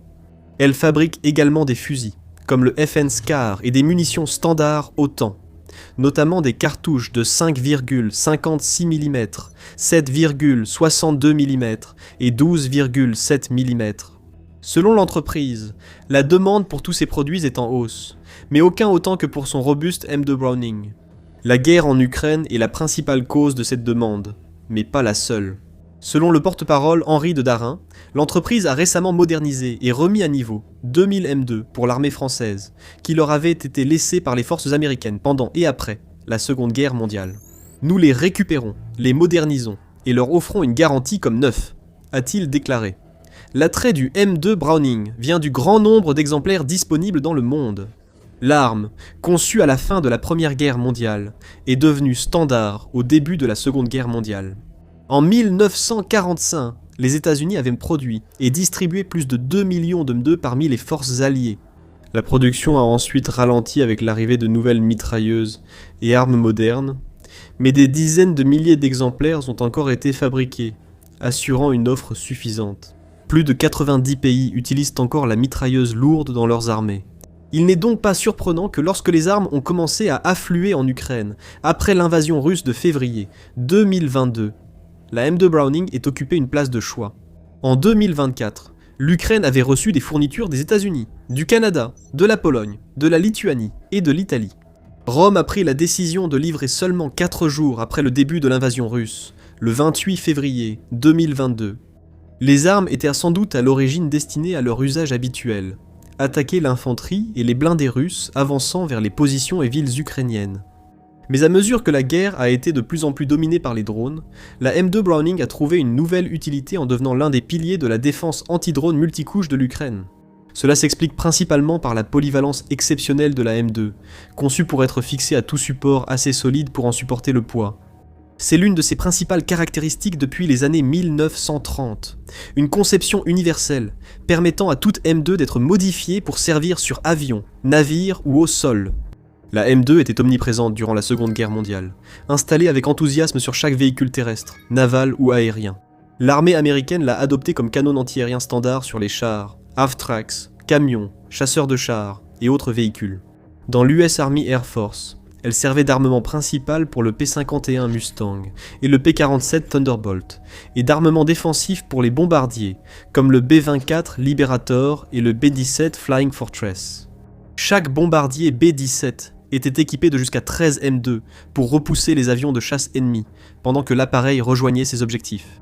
Pendant ce temps, la marine utilisait la M2 comme mitrailleuse anti-aérienne sur tout, des péniches de débarquement au cuirassé, ainsi que sur des avions comme le chasseur embarqué F-4F Wildcat et l'hydravion PBY Catalina. Les sous-marins de la classe Sargo, construits à la fin des années 1930, étaient équipés de 2 mitrailleuses de calibre .50 pour leur autodéfense. Même les péniches de débarquement de la garde côtière américaine avaient des mitrailleuses M2, utilisées par les gardes-côtes pour des rôles anti-aériens et d'appui-feu sur les plages. Aujourd'hui, l'armée américaine utilise toujours la M2 comme arme collective au sol, ainsi que comme arme du commandant sur la version actuelle du char de combat principal Abrams, le M1A2 SUP V3, où elle est intégrée au système d'armes télécommandé CROZ. Les Marines utilisent également toujours la M2, comme arme de soutien d'infanterie, et comme armement principal de leur nouveau véhicule de combat amphibie. La marine emploie des mitrailleuses M2 sur le pont pour repousser embarcations, avions et drones. Historiquement, l'armée de l'air les a installés sur les HH-60G, et désormais sur des hélicoptères de sauvetage similaires, ainsi que pour la défense des bases. Et maintenant, l'armée ukrainienne utilise la M2 pour freiner les avancées russes, et abattre les drones russes dans une configuration innovante, en montant la mitrailleuse lourde sur des pick-up. Cela permet aux équipes mobiles ukrainiennes d'être rapidement déployées où besoin, de tirer puis de se replier avant que drones et artillerie ennemis ne localisent leur position.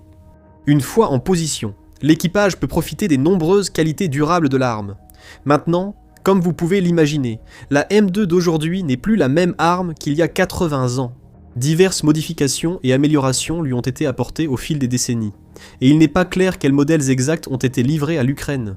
Mais la conception fondamentale reste inchangée par rapport à la version M2HB des années 1930 ou version à canon lourd. La majorité des composants principaux des nouvelles M2 tels que boîtier, culasse et canon restent interchangeables avec les anciens modèles, préservant l'ossature logistique mise en place pendant la Seconde Guerre mondiale.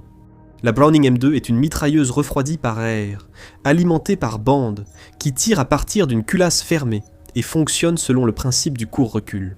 Elle tire toujours la même cartouche, Prambandio de Londo Endodo Nyon 50 BMG 12,7 par 99 mm et possède une vitesse à la bouche identique d'environ 2900 pieds par seconde, ainsi qu'une portée efficace d'environ 2 milliards pour une cible de zone. Cependant, la version la plus moderne de la M2 A1, introduite au début des années 2010, a bénéficié de plusieurs améliorations. Ces améliorations corrigent la plupart des défauts de sécurité et des difficultés d'entretien qui existaient depuis longtemps sur cette arme, et garantissent son utilité jusque loin dans le XXIe siècle face à une nouvelle catégorie de menaces. Tout d'abord, les problèmes d'ajustement de la feuillure et du calage ont été résolus. Remplacer un canon sur la M2 classique imposait au tireur de régler manuellement la feuillure et le calage, soit l'espace entre culasse et chambre, ainsi que l'alignement du percuteur. Un mauvais réglage pouvait causer des défaillances graves, comme l'auto-allumage des cartouches ou l'explosion du canon, entraînant blessures ou morts.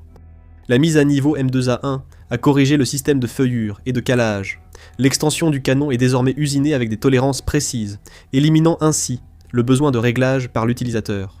Cela supprime la procédure d'entretien la plus dangereuse de l'arme et empêche les erreurs de l'opérateur. Il y a aussi d'autres innovations. Remplacer un canon surchauffé sur la M2 d'origine était autrefois une tâche lente, nécessitant 2 personnes ainsi que des outils et des jauges spéciaux. La mise à niveau M2A1 a introduit une poignée de transport amovible et un mécanisme de verrouillage simplifié. Un seul opérateur peut remplacer un canon chaud en quelques secondes sans outils, réduisant fortement l'indisponibilité de l'arme et l'exposition de l'équipage au feu ennemi. Contrairement à la plupart des mitrailleuses modernes, la M2 d'origine n'avait pas de cran de sûreté.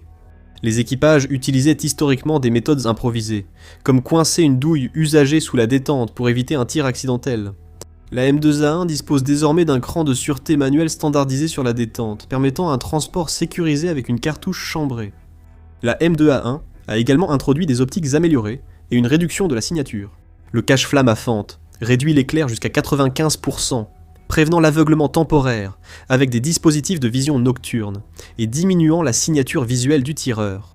Les versions modernes ajoutent un rail Picatinny sur le couvercle du boîtier de culasse, facilitant l'installation d'optiques et de désignateurs laser, absents de la conception d'origine. Petit rappel, abonnez-vous à la chaîne pour recevoir chaque jour des actualités et des analyses approfondies sur les développements militaires et géopolitiques majeurs. Sur The Military Show, vous trouverez toujours le contenu militaire le plus détaillé, précis et pertinent sur YouTube. Maintenant, la M2 Browning pourrait être une arme ancienne en théorie, mais à bien des égards, les améliorations de la M2A1 la rendent tout aussi adaptée à la guerre moderne que certaines de ses homologues introduites beaucoup plus récemment, voire même davantage. C'est pourquoi l'Ukraine a même commencé à remplacer la mitrailleuse soviétique NSVT d'origine par la M2, sur certains de ses chars T-72 AMT. Parce que, à bien des égards, la M2 est tout simplement l'arme supérieure. La NSVT tire une cartouche de 12,7 par 108 mm. En revanche, la cartouche Panther 50 BMG de la M2 utilise une munition légèrement plus courte, de 12,7 par 99 mm. Malgré cette différence, les deux armes offrent des performances et une portée efficace similaires en combat. La NSVT a effectivement une cadence de tir plus élevée que la M2, autour de 700 à 800 coups par minute, contre environ 450 à 600 coups par minute. Ainsi, la NSVT peut tirer plus de coups en une minute, offrant potentiellement un volume de feu plus élevé. Cependant, la cadence de tir légèrement plus lente de la M2 Browning permet une meilleure précision et un meilleur contrôle, surtout lors des tirs soutenus. Mais peut-être plus important encore, la M2 offre des options de déploiement bien plus flexibles que la NSV-NSVT et peut être montée sur des plateformes comme des véhicules, des avions et des navires. Alors que la NSV-NSVT est principalement utilisée comme arme montée sur véhicules, et est loin d'être aussi facile à adapter. La M2 accepte également une large gamme de types de munitions pour différents profils de mission.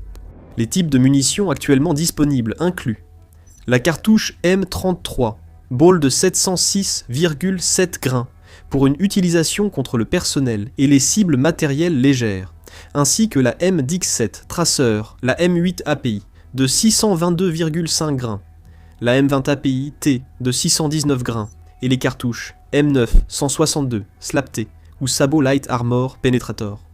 Cela offre un spectre complet de munitions ordinaires, traçantes, perforantes, incendiaires et à sabots perforantes légères. La munition SLAP-T utilise un pénétrateur en tungstène de 0,30 pouces de diamètre qui peut perforer, 1,34 pouces de plaque d'acier durcie en surface, à 550 yards, puis 0,91 pouces à 1300 yards et 0,75 pouces à 1600 yards. Elle ajoute également une charge traçante à la base de la munition pour que vous puissiez voir ce que vous touchez.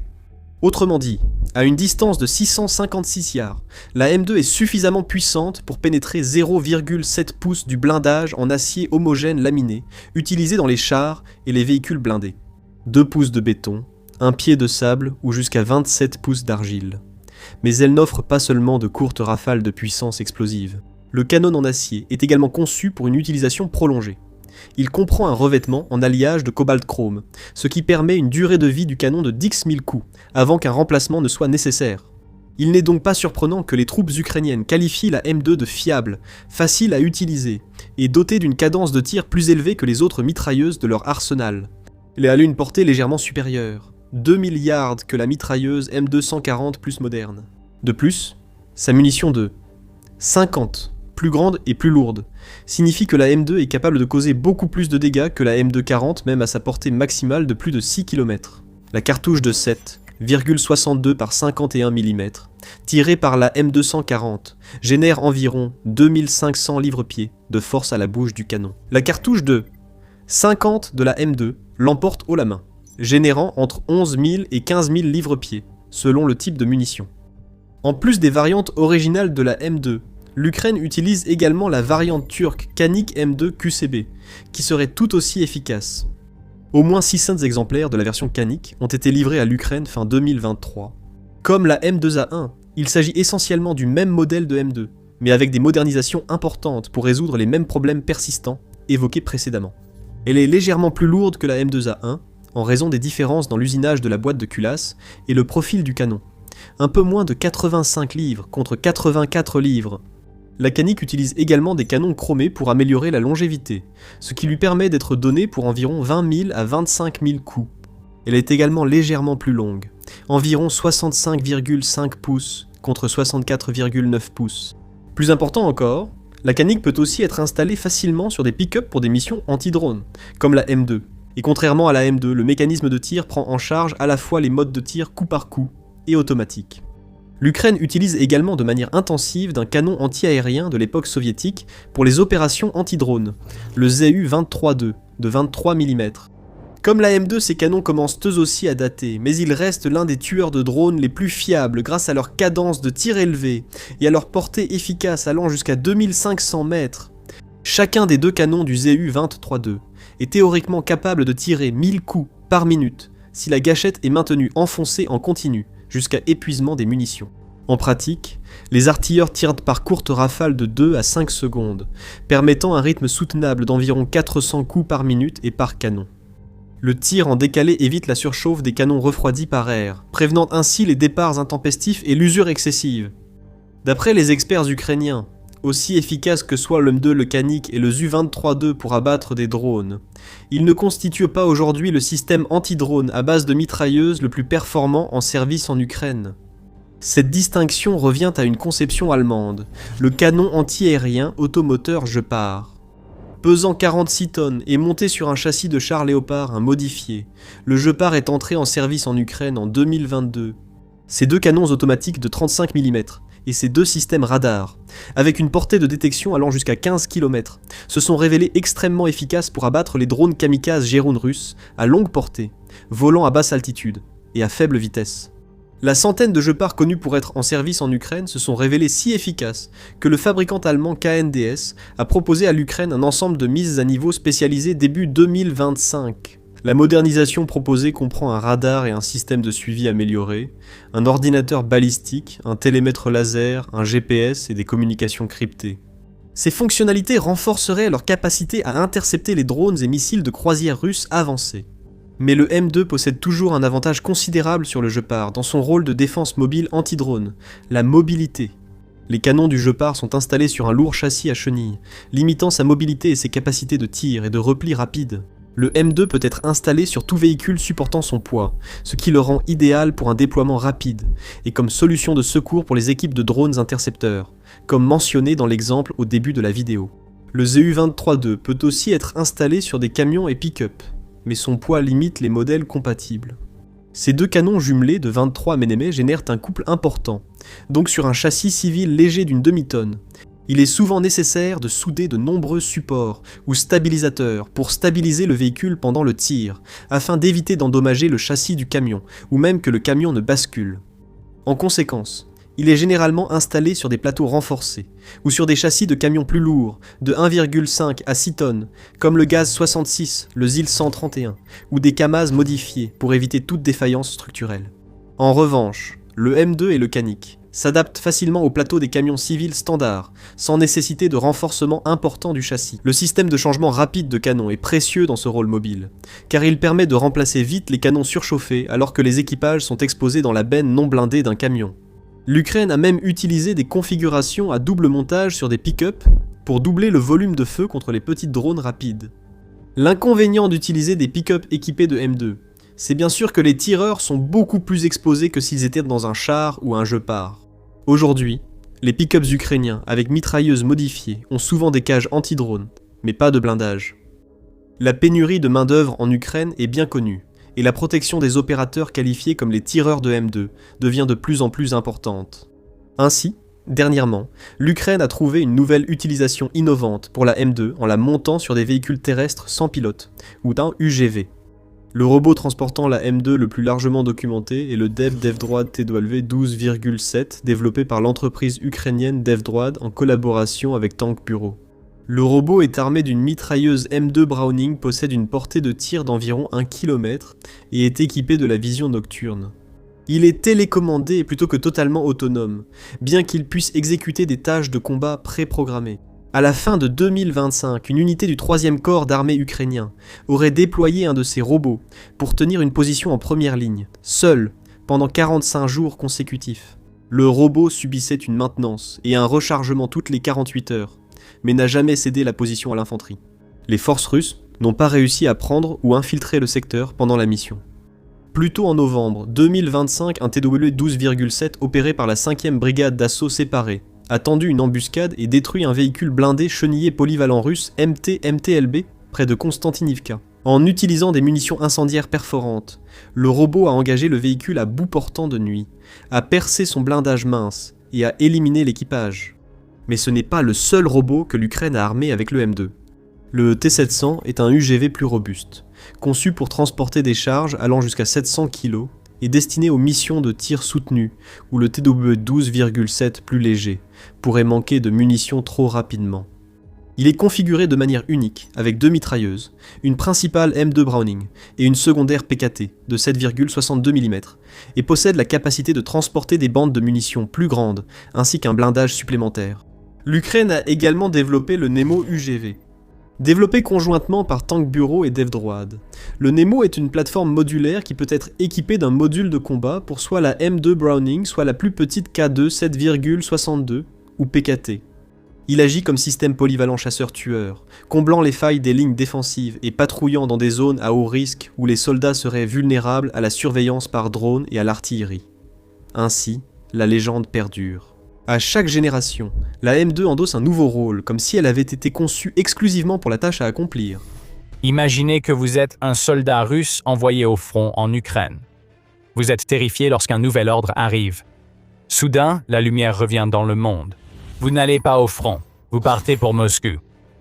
Le sourire sur votre visage est immense, du moins jusqu'à ce que le reste de l'ordre soit transmis. La guerre n'est pas terminée, il n'y aura pas de célébration.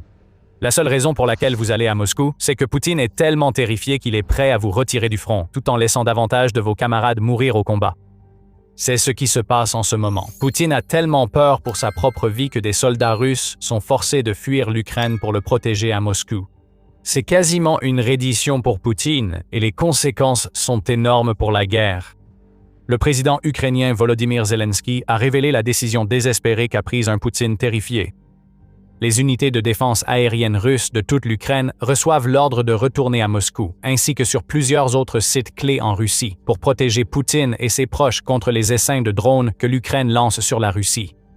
C'est un exemple classique de déshabiller Pierre pour habiller Paul et cela va être dévastateur pour les forces russes en Ukraine occupée.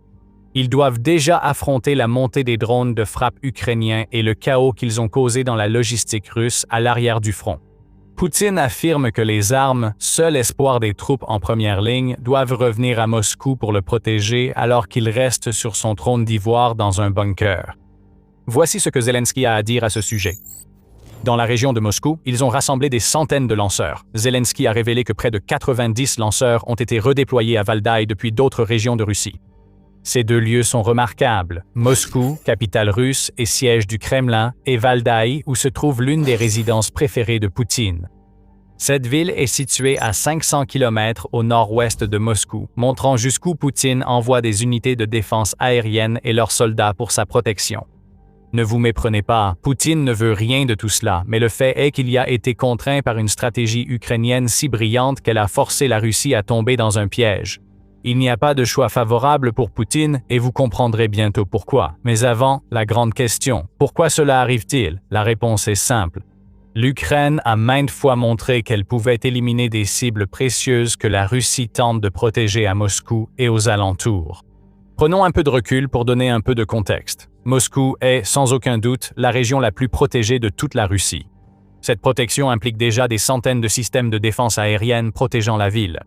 Le Caspian Post l'appelle un anneau de fer composé de plusieurs couches de défense qui entourent la capitale russe et cet anneau n'a cessé de grandir depuis 2023.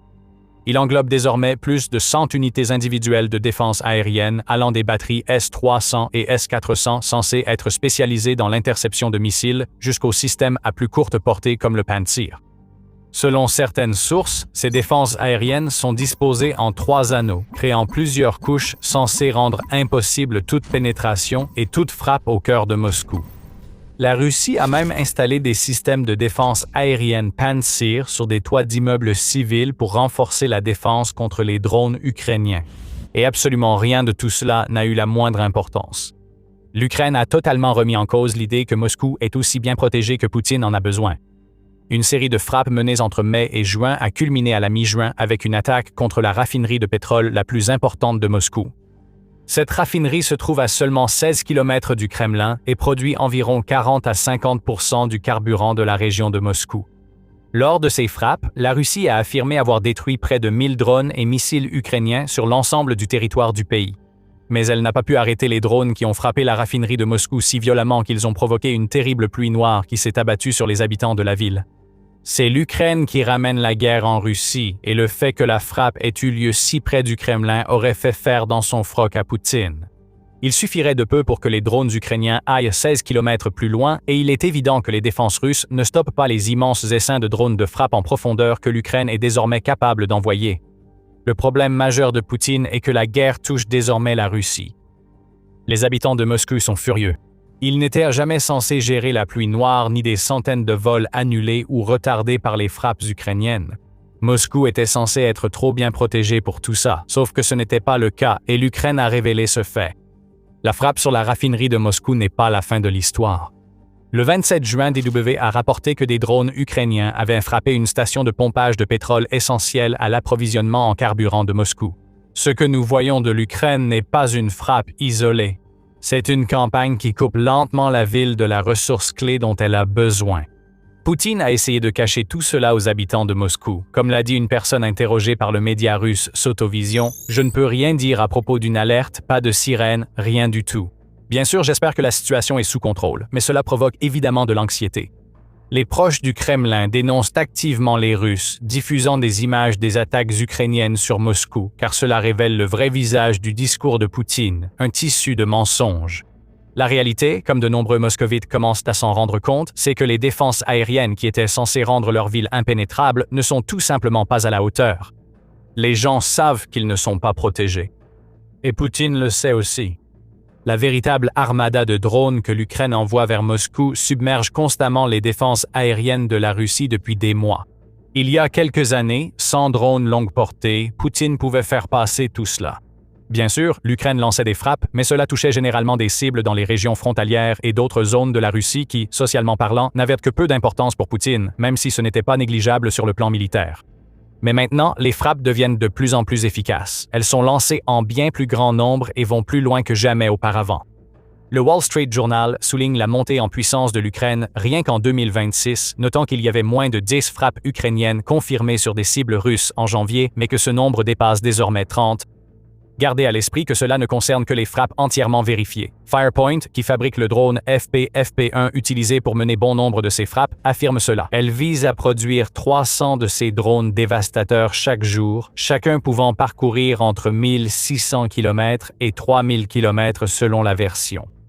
Ajoutez à cela des missiles Neptune modifiés, des Firepoint, leurs missiles de croisière hybride Flamingo, et d'autres, et vous avez la situation à Moscou.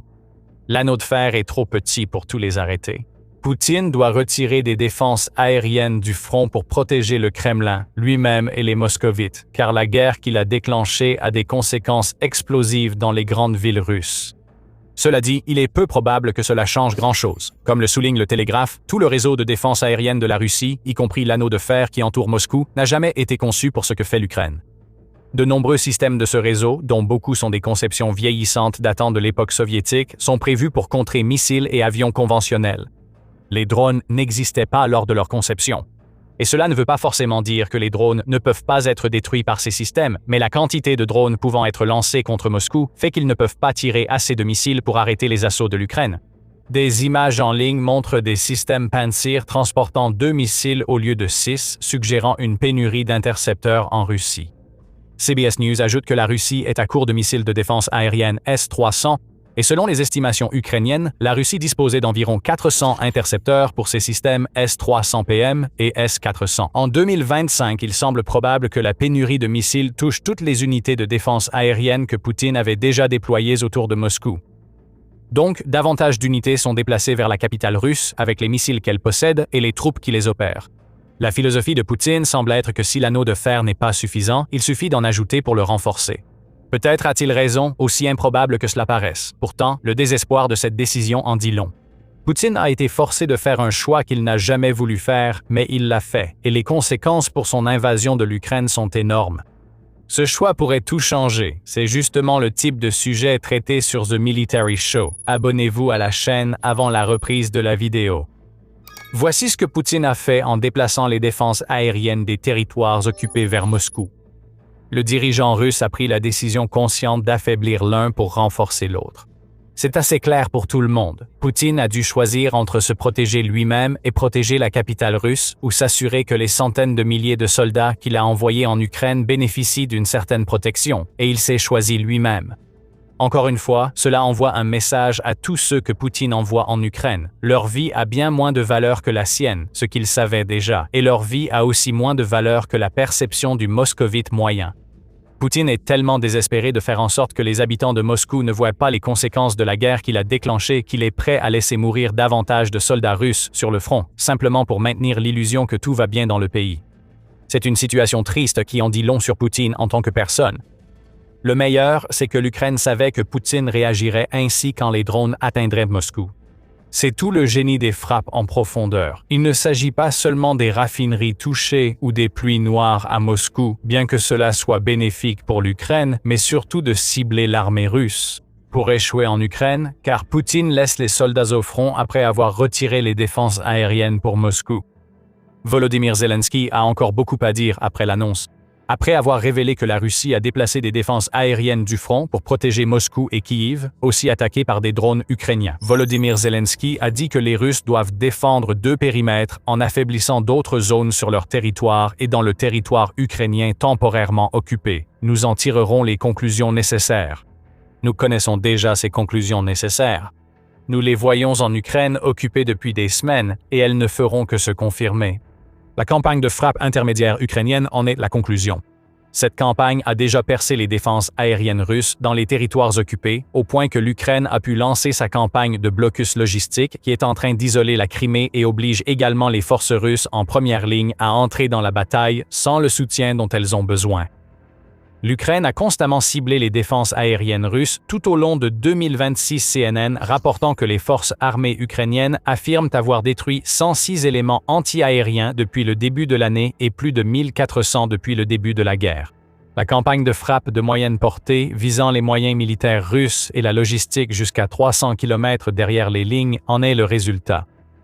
À ce stade, on peut dire que Poutine déplace les défenses aériennes vers Moscou autant pour protéger les systèmes que l'Ukraine détruit que pour défendre la capitale russe. Quoi qu'il en soit, l'Ukraine ne relâchera pas la pression. Le 26 juin, un jour après la révélation de Zelensky sur la défense aérienne, le président ukrainien a annoncé une opération de 40 jours pour faire pression sur Poutine afin qu'il arrête son invasion. Cette campagne va reposer fortement sur les frappes à longue et moyenne portée que l'Ukraine utilise déjà, affirme Zelensky, la Crimée et Moscou restant probablement des priorités. La veille, le ministre ukrainien de la Défense Mikhailo Fedorov a annoncé sur X que bien d'autres actions allaient viser la Russie dans les territoires occupés, durcir le blocus logistique de l'armée russe et lancer le premier appel d'offres pour un approvisionnement record de drones de frappe moyenne portée. Ces derniers mois, l'Ukraine a considérablement renforcé ses capacités de frappe moyenne et a initié un blocus logistique de l'armée russe, a-t-il déclaré. Là réside le génie de la stratégie ukrainienne. Ce que l'Ukraine a fait ici, c'est frapper Moscou pour créer une faiblesse sur le front. L'Ukraine savait comment Poutine réagirait aux drones atteignant Moscou et l'a attiré dans un piège. Poutine agit toujours ainsi, il se protège lui et ses proches.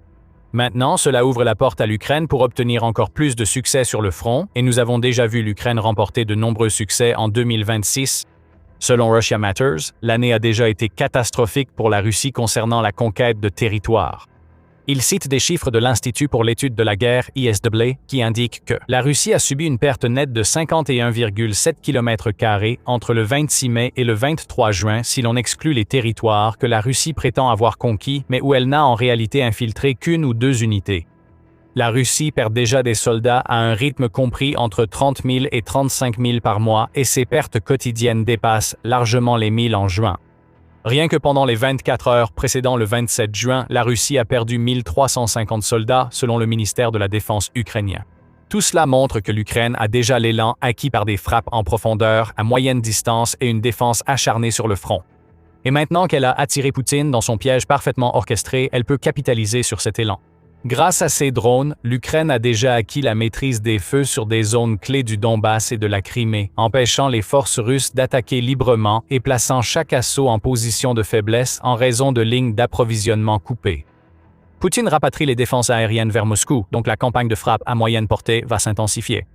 L'Ukraine lancera davantage de frappes et un taux de réussite encore supérieur à l'actuel. Tout cela au plus fort de l'offensive d'été russe. Comme nous l'avons dit, génie. Obliger Poutine à créer des failles sur le front, offrant des occasions de contre-attaque et causant plus de pertes. Et il y a un bonus, l'Ukraine surveillera de près les sites où Poutine déplacera les unités de défense aérienne retirées du front. Nous savons qu'elle en est capable. L'Ukraine a une armée de l'ombre dans les territoires occupés qui surveille et transmet les informations sur les brèches. En Russie, des groupes comme Atesh sabotent à Moscou et surveillent les cibles potentielles. Lorsque ces cibles commenceront à être renforcées avec davantage de systèmes de défense aérienne, l'Ukraine en sera informée. Lorsque ces cibles commenceront à être renforcées avec davantage de systèmes de défense aérienne, l'Ukraine en sera informée. Lorsque les cibles des territoires occupés seront affaiblies, l'Ukraine sera informée.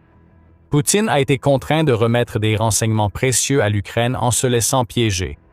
Une fois les défenses aériennes installées, l'Ukraine saura ce que Poutine veut protéger des drones. On n'a pas besoin d'être un stratège militaire pour prévoir quels sites seront visés par des essaims de drones impossibles à stopper par les nouvelles défenses aériennes. Une chose de plus, l'Ukraine recevra des avions de chasse Gripen. Ce lot devrait arriver dans les 10 prochains mois, peut-être même avant la fin de l'année. Ils disposeront aussi de missiles Météor, dont la portée dépasse 100 km et volent à plus de Mach 4. Si tout réussit pour l'Ukraine, ces avions entreront dans un environnement où les défenses aériennes russes dans les territoires occupés sont plus faibles que jamais, ce qui permettra aux Gripen et à d'autres chasseurs d'effectuer plus de frappes meurtrières contre l'arrière russe. L'Ukraine a créé une tempête parfaite, et Poutine s'y retrouve piégé. Peu importe la direction prise par Poutine, l'eau continue d'entrer sur le navire russe.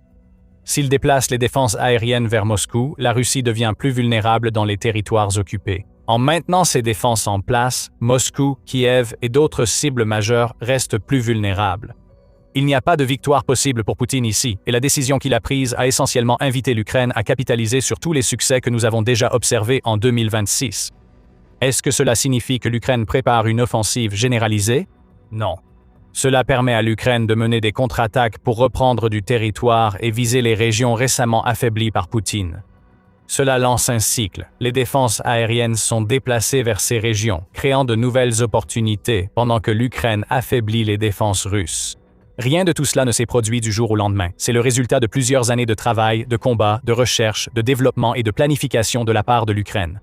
Tout ce travail atteint son apogée. Vladimir Poutine vient d'apprendre qu'il a passé plus de 4 ans à tomber dans le piège tendu par l'Ukraine. Maintenant que les défenses aériennes ont été redéployées à Moscou, nous avons une assez bonne idée de ce qui attend les occupants. Encore plus de cibles seront frappées. L'Ukraine se débrouillait déjà très bien dans ce domaine. Plus de 800 000 cibles vérifiées ont été touchées rien qu'en 2026 et il y en aura beaucoup d'autres à venir. Regardez notre vidéo pour en savoir plus. Si vous l'avez aimé, abonnez-vous et surveillez votre fil d'actualité pour les prochaines surprises de l'émission militaire. Merci de nous suivre.